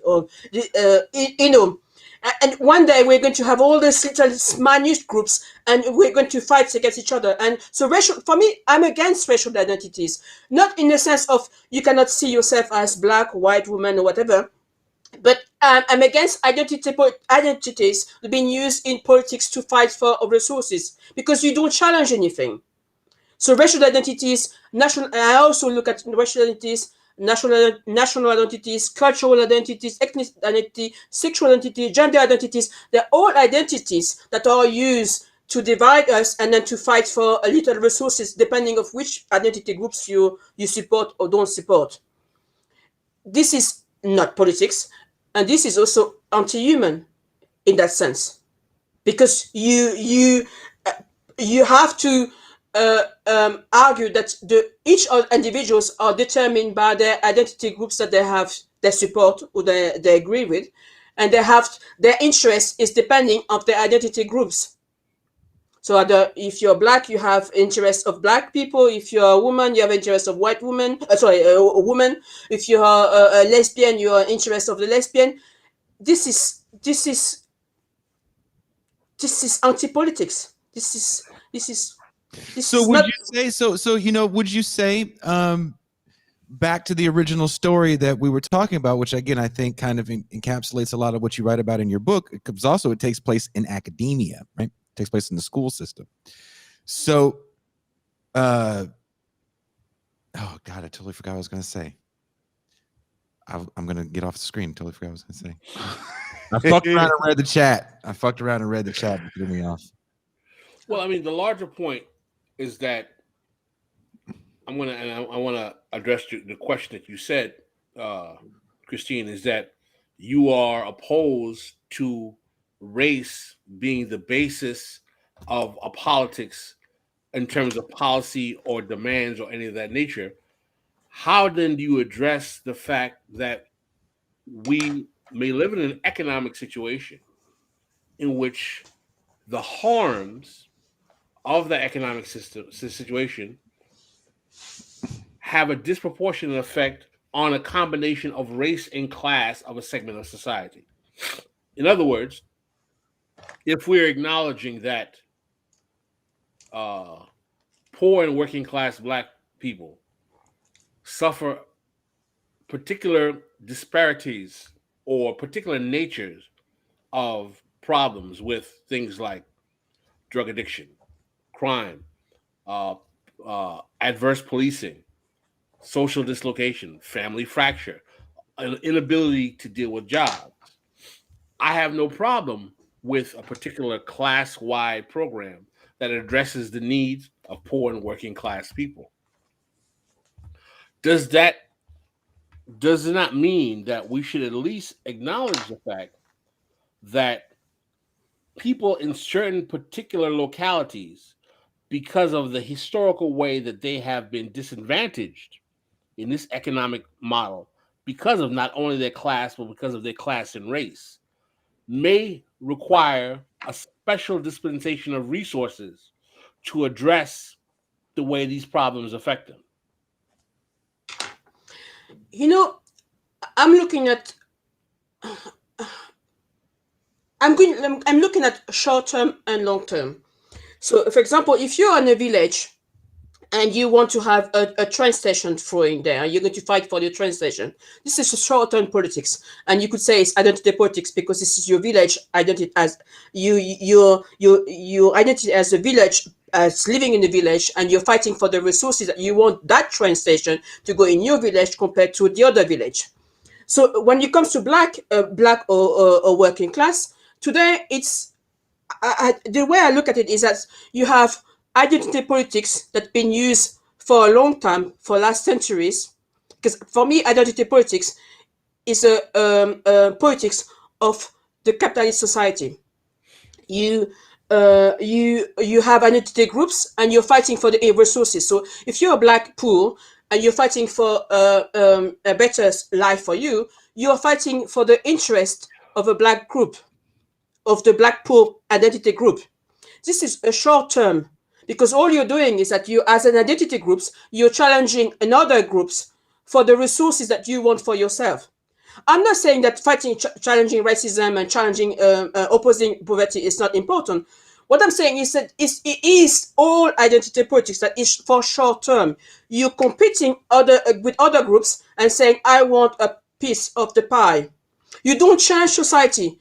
And I'm discussing as somebody who thinks that capitalism was better than in the past, but now we can do better than what we have today.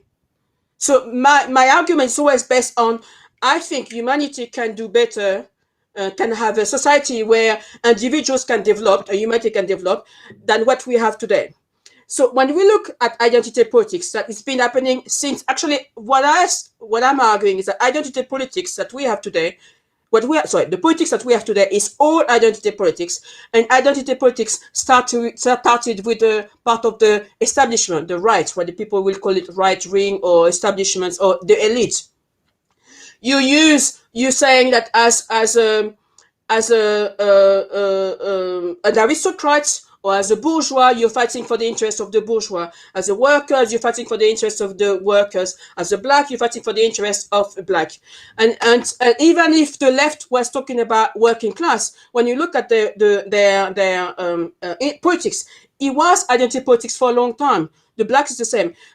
Working class, when you look at it, they were fighting for the interests of the working class. They even argue for the working class morality, the working class value, the working class traditions. Is all identities. This is short term. This is groups of people within society fighting for the resources for themselves. That challenged the fact, the underlying fact that we live in a capitalist society where you will have the class, capitalist class, and the working class, and then you will have different groups of people who are having less resources compared to others. You don't challenge that. All you're doing is that you are deciding which social groups you're supporting, and you're supporting them in their competition from other groups. So this is how I look at it: short term, long term. What do I want? I want a society where people can be free, can develop. In the short term, I can challenge and support the black or the working class. But if I support the black or the working class only as the aim of my politics, I'm fighting for short term. I don't change society. I don't make it better. I'm only fighting for the identity groups that I am supporting. Tomorrow I may fight for the woman. So I will fight for the women to have more resources. Then tomorrow I will support the homosexual, and I support the homosexuals for more resources. And we end up having competitions with identity, with other identity. And this is what the politics has been for a few centuries. And this is politics that keeps us in the society that we have today. And I'm talking as a radical. How can we change society? And if we keep the politics that we have today, all we're doing is just challenging each other. Social groups fighting against other social groups, asking for black women, asking for adults, asking for immigrants, Asians, and asking for, what I'm trying to say is that you have the short-term identity politics that can be useful for the short-term getting resources, but it doesn't go further. It is not a politics about how to create a world that will make it better for humanity. Well, that's what I was trying to say before I accidentally looked over at the chat and they made me laugh and I lost my train of thought. Is that what do these identity politics actually end up doing at the end of the day? Because if you take this story that we started off the show with about this teacher that sends out a very flippant, kind of a silly message that I would just kind of ignore, if anything. Like, what do we get from this anti-racism identity politic? Are we creating weaker people? Because when you look at, again, that situation where the kids are holding up signs like, Black actors matter, what are we really creating, and what is your end goal? No one was ever stopping you from acting. No one was stopping you from doing anything. It was literally a misunderstanding. And then another teacher made just a flippant remark that I would not deem as a racist remark whatsoever. But it's so easy to rake someone over the coals. Is that real cancel culture? I think you're using an example, and imagine you want to call them snowflakes, as a lot of people are doing it. I don't want to call it about anything, but No, I mean, somebody else would. I'm not saying that you would, yeah. But I think it's a wrong way of looking at it. I mean, we are living in a society where people, if you look at all the groups, all the identity groups, and all the people involved in politics, the idea is that we're living in an atomized world, and that the people away from you, all the people, are people that could be your enemies. So the Black actors are doing the same thing as everybody else. If you look at all the politics today, all the different groups work in the same way. They are playing the victims of something. The Black actors are victims of racism, and the white working class are victims of the neoliberal progressive. But because we are in a society where we are atomized, and we are also, there is no understanding that we could make something together. So everybody else becomes the enemies of what you're fighting for. So if you're part of one groups, you're fighting against everybody else, and they are going to be your enemies. So the idea of the snowflakes and complaining, you found it in every single. I mean, look at the women fighting for the trans. The trans groups, identity groups, and the women's groups are all horrible to each other, and they're all arguing that they are oppressed by each other. I'm talking about the feminists, yes, what they call it, the turf at the moment. So they are also acting as if it was, and for me, it's always the problem of identity politics, in the sense of politics based on identity. You use a social identity and you're arguing your points. And in the 21st century, because of the atomizations of society, you're arguing and the individualism, you're arguing on the level of you as a victim. And each group, if you look at each of the groups, they're always arguing the same way. Whether it's on the top or the bottom, it's always the same. So if you are a left, there is actually, I think the left would be doing as much as the right. If you're arguing them, you're saying, well, I'm supporting the Black because of racism. But you're arguing the same kind of politics as somebody who's arguing for the white working class and against the replacement. I mean, all those racist people who are arguing that, the society becomes too brown. They're also arguing about the same thing, that they are victims of something. Well, what exactly is I mean, we're spending a lot of time talking about, identity politics from the perspective of quote unquote Black and brown people. We're in a time right now where the identity politics that's on the ascendancy in America and in the world is actually white identity politics around the reactionary right. And I understand the dangers of identity politics, but I also realize that there are other constellations of identities that have no problem asserting their politics at this particular moment. particularly, people within the reactionary right, whether they be, white or evangelical Christian, or whether they be people who believe in protecting the sanctity of the state of Israel, or whether they are people who believe that in, XYZ. I mean, if we're going to criticize the utility of identity politics, I definitely think it should be criticized across the board. Yes. Yeah, definitely. Okay. That's what I'm saying. In this notion that the people who get the least out of politics, which tend to be black constituencies, should be the only type of politics that needs to disappear. I think should be somewhat challenged in that regard, because people are leveraging demands based on a whole variety of identities. And I would argue that I definitely could make a very, very, very sound argument as to why leveraging a race-first identity as a political project has been problematic for Black people, because that's what has happened, particularly for the last 60 years. And what has happened is that it's turned Black politics into a class politics, in that the beneficiaries of that politics are the class of people who are suffering the least from the current particular economic moment. So I always find it interesting when I hear people of various political persuasions within the Black electoral constituency say that, well, class politics can't work for Black people. Well, how well has race first politics worked in the last 60 years since the Civil Rights Movement? It's actually demonstrated and watched the greatest loss of Black wealth since the 19th century. Mm-hmm.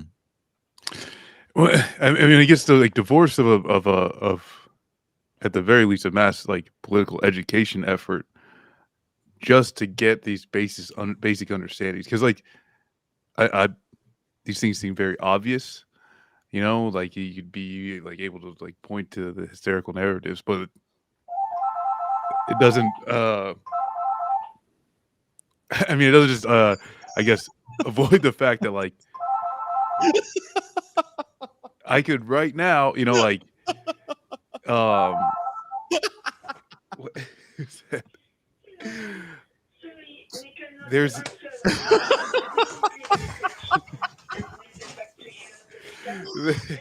I'm so sorry, Marcus. Oh, Christine left. Oh, I think she's just checking. I didn't know they still made those. Is that her phone or yours? It's mine. I'm so sorry. My husband said that he was going to deal with the phone if he phones. Could you hear it? yeah, it's all good. The worst is my mother knows it's my mother. Shit. I'm sorry. I'm really sorry. I've been a disruption for your. No.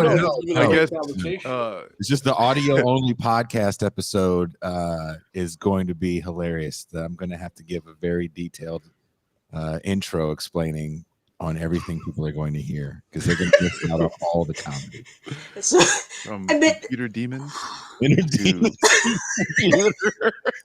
Well, I guess my question for the panel is, how do we move from here, right? Because at the end of the day, I would be personally material better off for my lifetime if I stopped doing This Is Revolution, started JDOS, Jamaican American Descendants of Slaves, and began galvanizing people on that identity alone, getting some type of monthly service subscription to JDOS, and then somehow we'll get some type of political power and make sure that Jamaican Americans get some type of tax break on the third year. I want to address something. Goat for all. I want to address something that I see being discussed in the chat. Someone putting forth the position that multiracial coalitions don't work because white supremacy will always have the white working class. I want to ask a simple question. When has there been a single advance, no matter how small or big, of Black people in America that it was not a product of multiracial working class coalitions, whether it's abolition, the Civil War, the Civil Rights Movement, or in any way?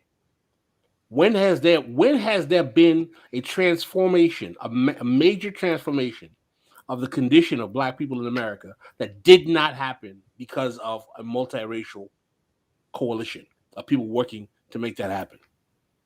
There's not one. I mean, even making the assertion that it, you know, that you can't find solidarity with white people to overcome some of these issues is buying into race as a reality that's just not true. Well, again, I think reading Christine's book all night, you know, falling asleep. So, Christine, to tell you how fucked up my night was, I'm reading your book, and I took a break from reading it last night and watched old episodes of The Twilight Zone. So, reading your book, watching old episodes of The Twilight Zone, and then waking up to that article about Black actors mattering just totally has thrown me into a very odd loop today. But there was some interesting, you know, in reading that your book and in reading that article, the one question that I kept having is like, is a lot of this rhetoric that, because I think when the left is defeated in the late 60s, and Pascal had a really good point. Me and him had a private conversation about this. And I asked Pascal, I said, when do you think the left was defeated? And he said, when the draft was gone and there was no real working class based movement, and the left kind of retreated to academia. And then in the 90s, when we start having, when you think about the Rodney King riots, uprisings, protests, whatever you want to call them, we had Chris Catrone on Thursday, and I wanted to really get into that conversation with him because he talks about it in his piece that we read for the show, about how he didn't like the way that the left handled the riots. And there really was no left at that time, in my opinion, that was really handling the riots. And he spoke to being at a demonstration where Black men didn't want Black women at the demonstration because they didn't have the same relationship to police violence as the men had. So they didn't want any even Black women there. And in the defeat of the left, what it's done in the light of like quote unquote Black politics is it really, the nationalist side of Black politics might have been the winner, because that's still what I see in a lot of the discourse. Do you agree, Pascal? That we're kind of stuck in almost late 60s, early 70s posturing? I think that we've had that problem for a long time without any kind of policy concessions at all coming from that. And the underclass ideology being kind of a mainstream talking point, it's not gone. I mean, a friend of show had posted on a page that Pascal started, Blacks Against Capitalism, that there's a prequel sequel coming out to New Jack City. And it's going to be called Nino Brown, the monster that Reagan created, or something like that. And this friend of show had wrote about how excited they were about the possibilities of this being a really good exploration of the Reagan 80s. And my response was, I don't think so. I just think the title sounds good. And it's probably going to be more of this glorification of crack era street corner drug dealing porn that we're seeing kind of proliferated through contemporary Black entertainment. There's a great deal of that stuff right now. A great deal of it.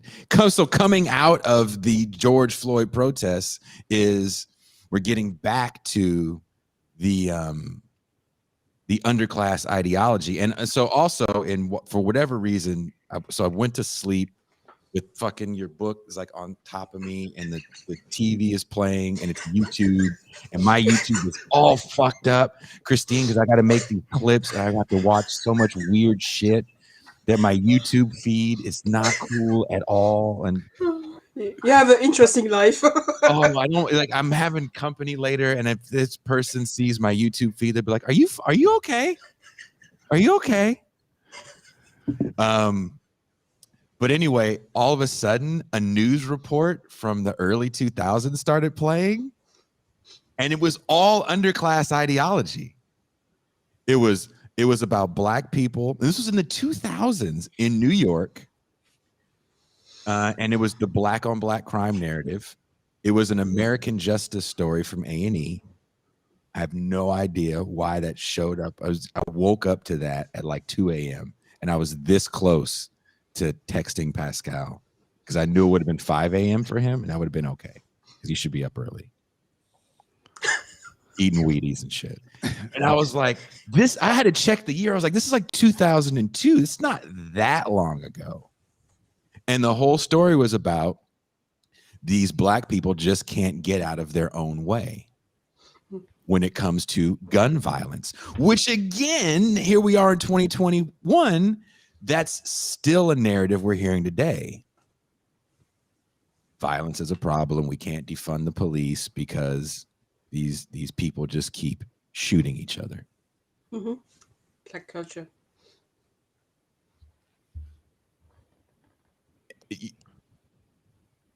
How do we get out of this cycle? I mean, if you're asking the question, Marcus, how do we get beyond it? It's like we're stuck in the hamster wheel. Yeah. But we're doing the same thing. I mean, for me, it's the politics is doing the same things. It doesn't challenge anything. So we end up having if it's not the Black culture of violence, will be also the Black culture of the Black men disappearing and like the Black education. If you carry on doing the politics the same way that it is today, identity politics, this is I call it, then you will have the same. You will have this. You may have a slightly different arguments, but you will end up being the same loop in one way, where we are having still problems. I mean, I can imagine still, like I said, a world where the Black Americans are better. The poor Black Americans are better, but there may be another groups. So the Black Americans, the poor Americans will arise, and then another groups will go down because they will be seen as the underclass or the bad guys. I think in Europe, at least for us, the Muslims in France, for example, the Muslims are the groups of people that is racialized and explained as not part of the proper French society, that they have to change their name or whatever. So if you challenge those kind of problems with the same arguments that the people are using, then you're not going to change anything. So if you challenge racism with racial thinking and race, you're not going and racial identity, you're not going to change anything. You're just perpetuating the same problem. Well, let me and anti-racism is doing that. It's using racial identities to promote themselves as the good one, but you're promoting the same underlying arguments that other people are using to explain why the Blacks are at the bottom. Let me ask you a question, Christine. And you talked very eloquently about how there are all kinds of varying identities. You even argued that the working class can be an identity. Let me ask you a question. If we are saying that people should not base their politics on their identity, should they base their politics on their economic reality? It's not that you cannot. If for example, I will support workers if they fight for better wages, yes. Mm-hmm. And I support black groups, people fighting against racial discrimination. So it's not that I'm saying that it's short term. It depends on what you want. Do you want to just challenge or to support one particular groups and then forget about the others, or do you want to have a world or to change the world in a way that a black or white or workers have a better life than that they have today? Okay, but so, my question then becomes is that if politics are not rooted in the actual material economic conditions, what is the basis of the long-term political project that you think is helpful for people to engage in? I'm saying it is economic because for me, it is, we have to challenge the totality of the capitalist social order. So it is economic. And I understand it as two class. The main social conflicts is between the capitalist class, and the workers. And you have other social groups fighting with each other. But I'm saying that if you are only considering the black, white, women and lesbian and whatever, you are not challenging the main division that creates. I can explain. The identity politics is only superficially challenging different political groups, different social groups, but you do not challenge, you do not create, you do not fighting for a better world. It's in my head, I see it as a short term. I can support somebody to have a better wage today, but this is it. This is a dead end. Better wage today. Tomorrow, somebody else will ask for a better wage. Yes? And then you fight for that. And then somebody else will say, well, he has a better wage. What about me? So then you will have. Do you see what I'm saying? Is what is your political aim today? What do you try to do? If you want to support a group, the disabled groups or the black groups or the workers group, you can. And you can fight for the resources that you have today. But you do not change anything. You're just fighting for your own group. So what is your political aim? And my political aim is to have a world where individuals and humanity can have freedom and develop.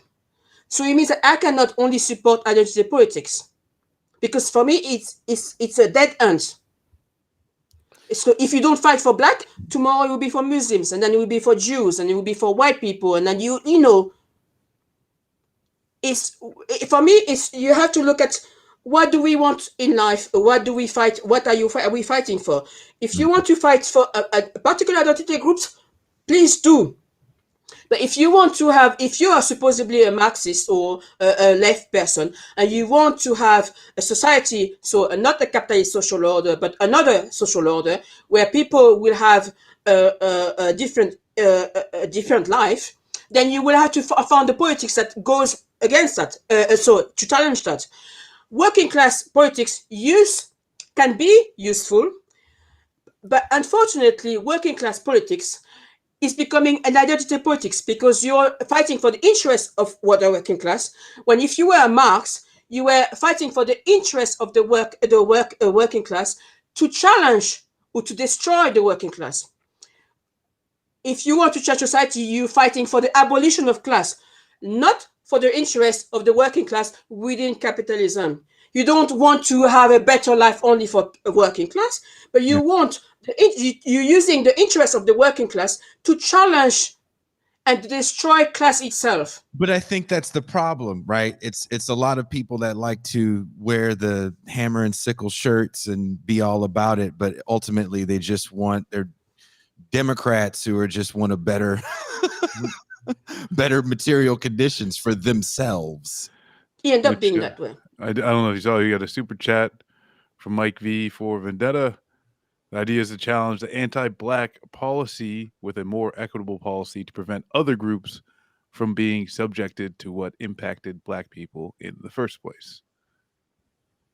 Which I think that's, what Christine was like alluding to, and what I think we all agree with is that if you're going to try and actually solve the issues that capitalism creates, going after those individual issues is going to be largely a futile effort, because capitalism, as we see, can create a ever-ending amount of subjugated masses, and so in order to stop that from happening again, you actually have to overturn the system and then get to a classless society. Well, I think I understand the argument. That Christina is making, and it's not an abstract article. excuse me, it's not an abstract argument, but the argument is that if we're fighting for improving the condition of the working class, improving the condition of blacks, improving the condition of women, we can improve their conditions, but they're still going to be existing in the overall hierarchy of the society as working class, as blacks, and as women.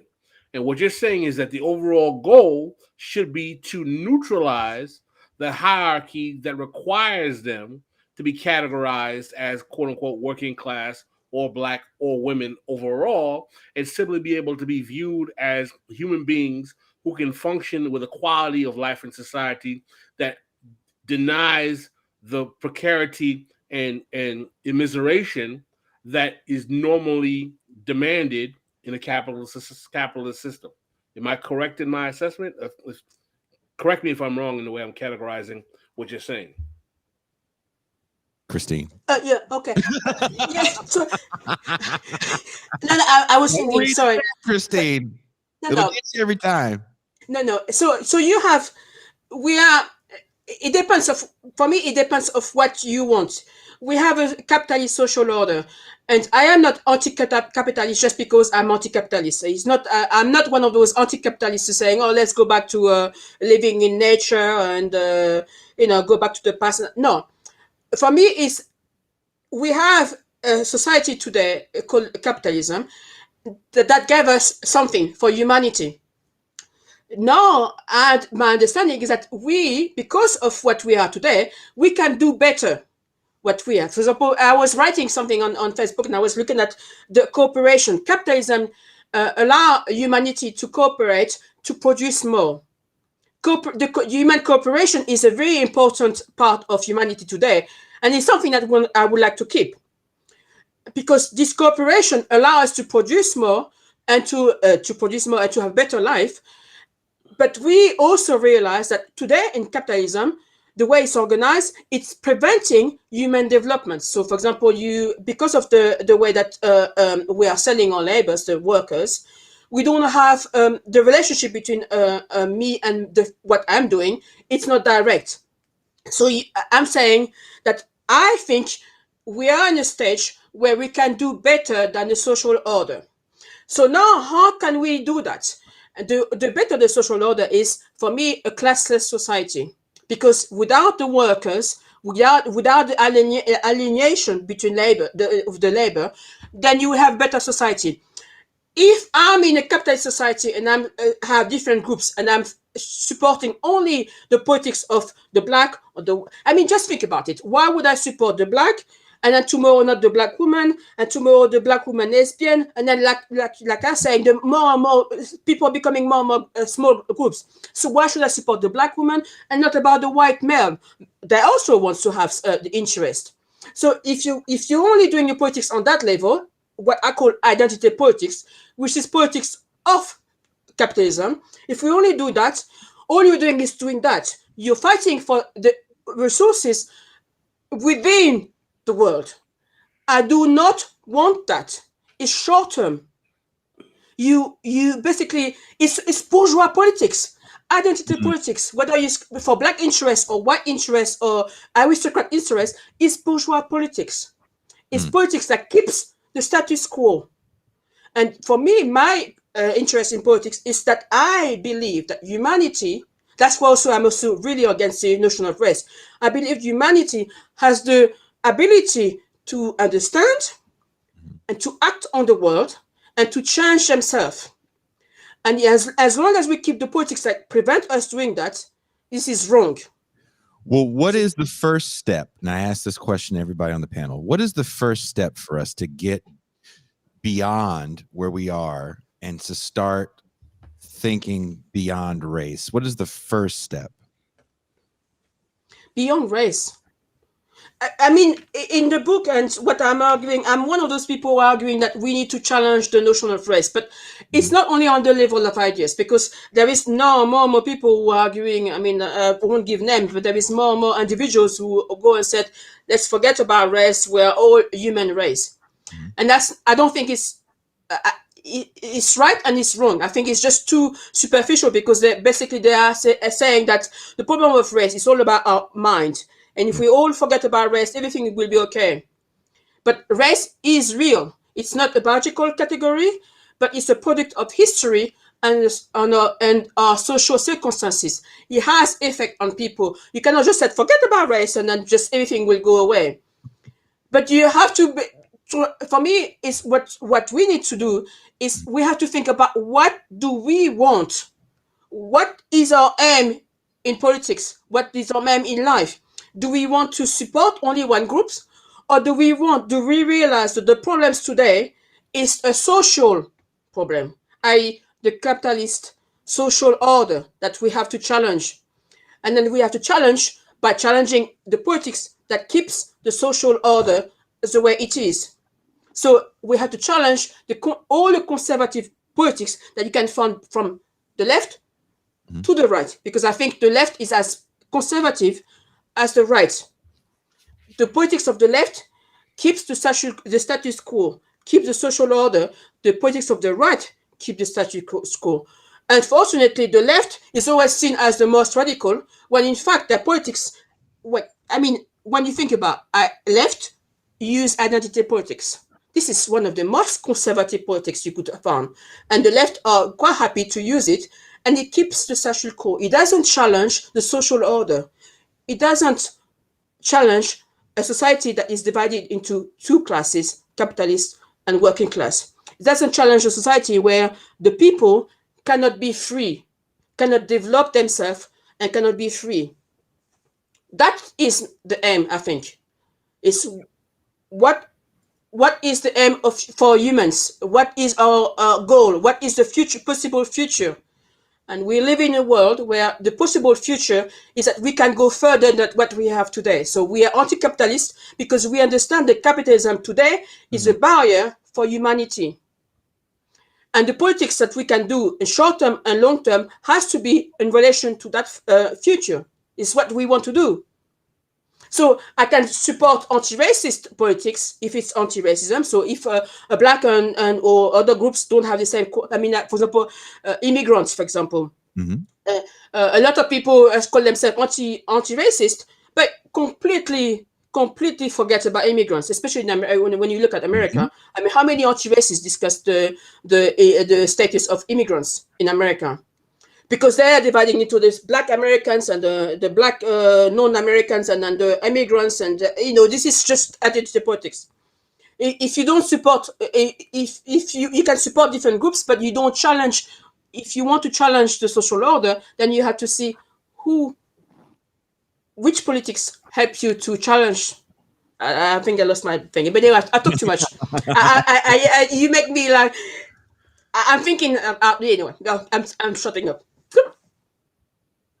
Pascal, what say you? What is the first step? Because people, there's this thing where, someone just said in the chat, like, I hear a lot of sweeping statements, but no roadmap. And first of all, I think that's kind of a shit statement, because it's like, look, man, you want someone to tell you what to do, then you're just looking for a leader. And you probably need to stop just looking for someone to tell you what to do.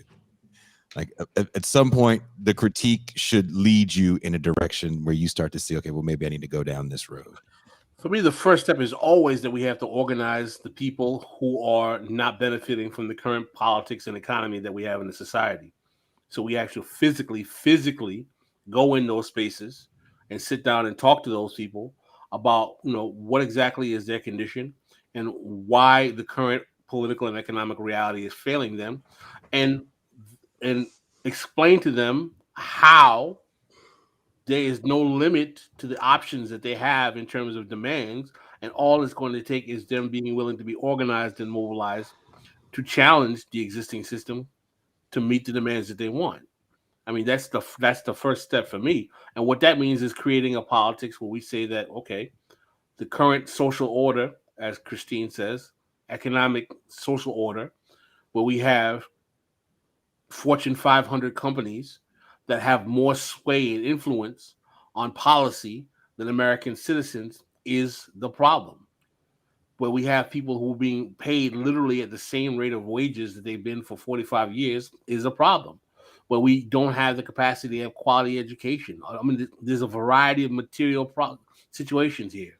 How exactly do we get people to stop saying that, it's the wokeness, it's the, it's XYZ identity, or it's those evil, leftists or rightists or this and that, and say that, no, listen, what we have is a country with over $20 trillion in GDP annually that's being earned, that is not distributing resources to the majority of people in the society who live in the society, and the resources are trickling upward to a small community.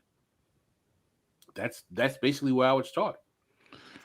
I feel like even like the question of like where do you start even might be oversimplistic.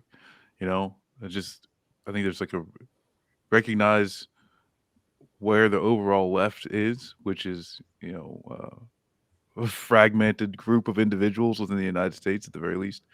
Mhm.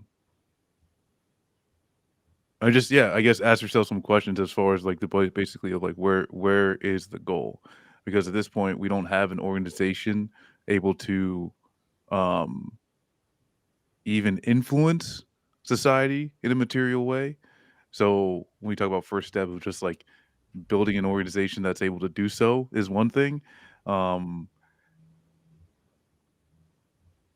then also too of like I think that within the United States, I think there's a responsibility for the left to address imperialism, which as of right now, without an organization to effectively, create any type of change, it's largely just kind of like banging on the door of bourgeois electoral politics. Yeah, and I think with that, like with that, as far as like creating that organization is something that is actually building and then able to deliver material change outside of the established system. But that's something that's like completely outside of the purview of any left organization right now. Can you get a hotel or old apartment complex like taken over? Can you get one built? Can you have this modeled and structured in a way that's actually beneficial for people? Is this outside of the taxes and yeah, like it was like estate taxes and stuff like that as far as the state model, so like this whole like, oh, well, what do we do first? Well, fuck, there's so many problems, pick one. And then you could talk about what do you do first as far as identifying, And I think that's what happens. I think, and let me clarify my point a little bit, and I'll take all the negative comments coming my way. That's fine. We're so perpetually online that you're getting hit with so many problems globally, domestically, sometimes even locally, depending on what you're watching, that one's head is constantly spinning. And where do you put that energy? And the thing that I see, and if you're a patron, I posted it up in Patreon, and it's probably going up in a larger publication in the next few weeks.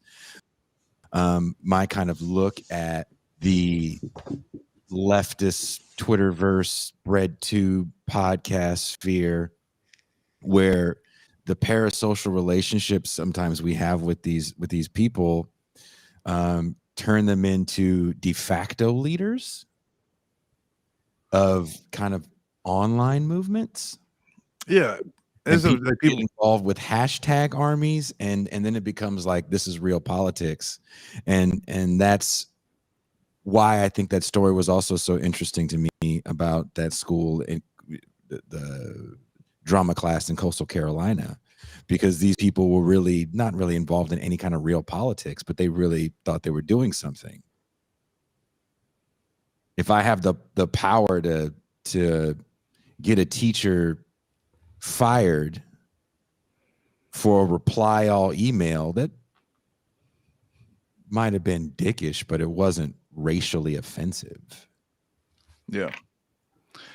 No, I don't, and that's just something that we've kind of done it before. It's like these like the what to do with the organizations, and I think people kind of get like this oversimplistic take, and like you see one thing bad about like DSA, and it's like, well, this is like everything, like everything they do is toxic or, ineffectual or whatever. I'd actually take a step back from the organizational standpoint.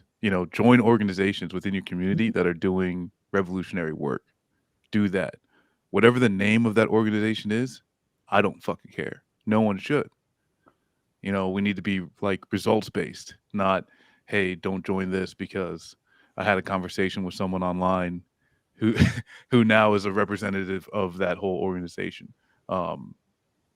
Because I think one of the things that the left should be doing is probably just melding. If we can get together, the goal of a society that is classist, where everyone's housed, food security, ability to get educated and self-determination, through work. These are things that if we can all just agree on that, this is what we're moving towards. If you, at that point, propose programs that are in the process of attaining these things, Mm-hmm. or get behind somebody who is, Mm-hmm. do that, right? So if your issue is housing, it might be some, are we getting, someone to a city council that might be able to pull some sway? Or we organizing just a group of construction workers and trying to build something on some random plot of land? Like this can look a lot of different ways, but at the end of the day, if you have an understanding that a profit motive need not be in the process of housing, understanding certain tax codes, understanding things like opportunity zones and how amazingly harmful they were as part of the new tax codes, and how only one group of people really came up during those quote unquote opportunity zones. Who pushed for those opportunity zones? People would be extremely shocked. We recently did a pre-record show that'll be airing in the next few weeks with the economist Jack. He actually came on, and we definitely went down some really interesting rabbit holes, and I can't wait for you guys to hear that. But we've been talking for 2.5 hours with Christine and her inner computer demons and technical issues. We got through it all. I knew we would. And now I do want to tell you guys about a little bit of capitalism. And I don't give a shit, because I think these are hilarious. Recently, one of you guys on the show, it was Steve, coined the term Anglo-pessimism. Funniest shit I've ever heard. We made Anglo-pessimism shirts. They're perfect for the holidays.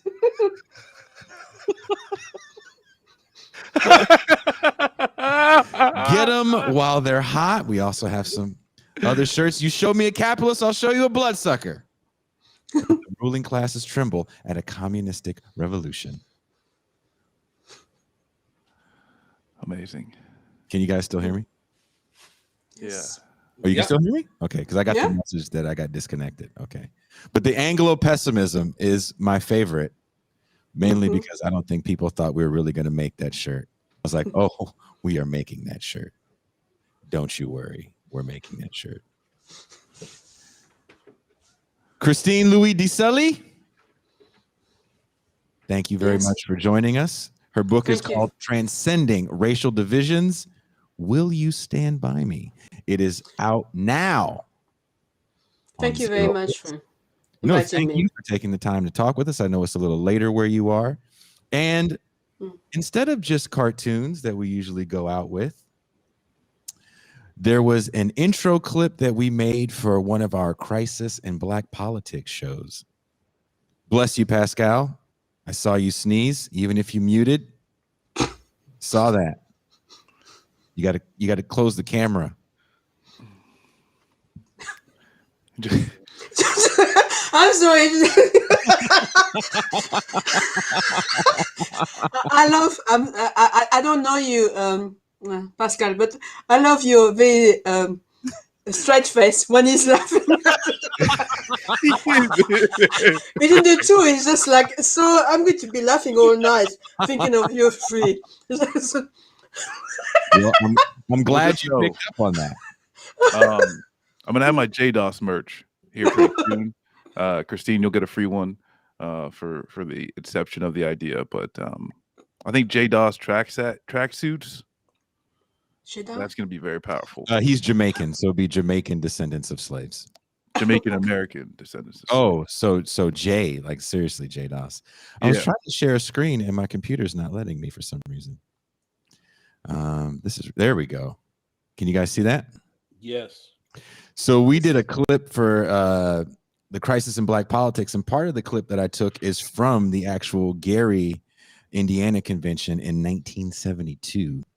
And also I got a great clip from an old show from the 70s and early 80s called Tony Brown's Journal, where a bunch of Black nationalists are talking about the future of Black politics. So thank you guys. Thank you so much for the super chats. Thank you, Christine. If you guys haven't done it, go get her book. Throw us a comment. Let us know what you think. Holler at us on Twitter. Holler at us on Facebook. Let us know what you think about Christine's book. I rather enjoyed it, especially considering the motherfucking article I read this morning. Black actors matter. Need to get that hashtag trending.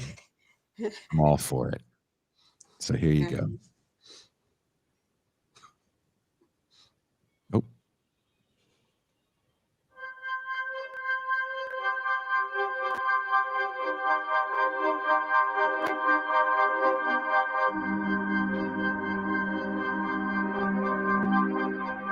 Now, some of the white news media has criticized us for calling this convention and welcoming all of our brothers and sisters. But we shall determine who comes to this convention, not the white decision. We demand that any party which asks our support acknowledge the inhumanity every Black man, woman, and child faces in 100 different ways each and every day of his existence. In the history of American politics, there has never been a movement rooted in improving the lives of working class and poor Americans that did not include Black people. What are the consequences of contemporary Black electoral politics being rooted in the corporate right wing of the Democratic Party with a large number of white progressives to its left? How can working class Black politics be brought to life in order to challenge this reality? We will ask former Bernie Sanders Communication Director Brianna Joy Gray that question and more. This is Revolution.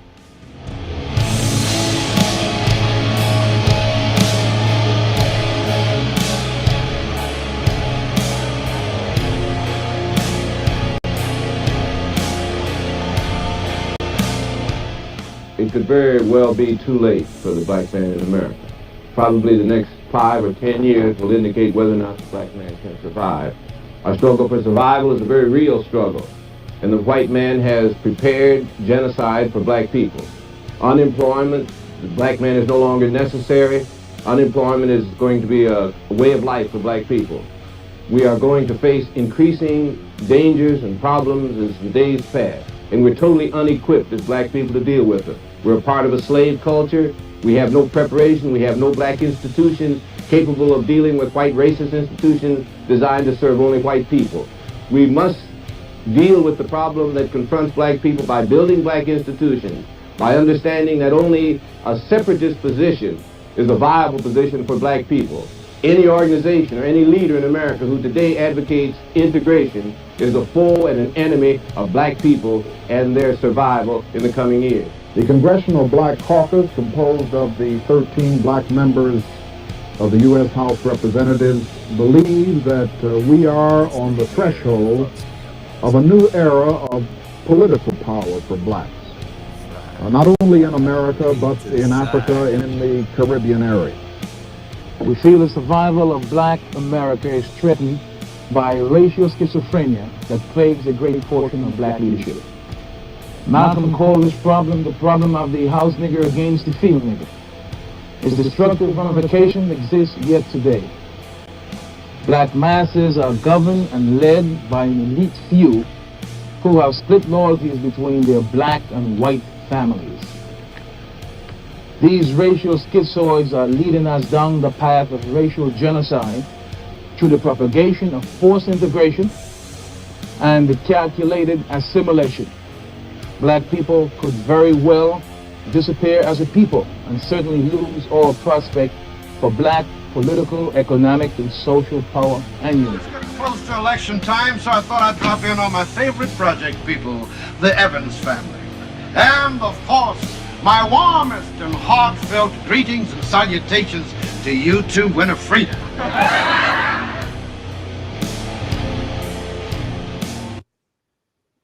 Sorry, I love good times.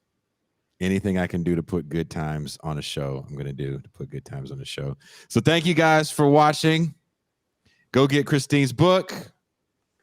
Stay tuned. Next week we'll be debuting the Marcus and Mac combination with veteran Mike Kim. We're gonna talk veteran affairs and we're gonna talk sports next Saturday. So stay tuned.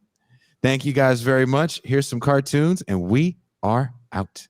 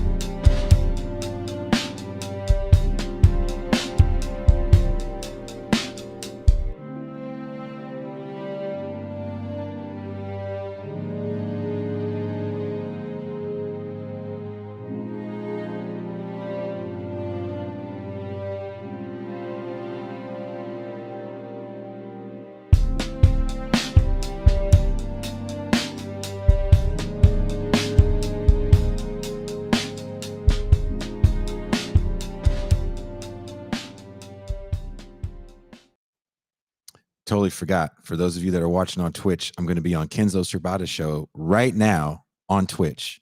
So go to Twitch, Class Time with Kenzo. Peace.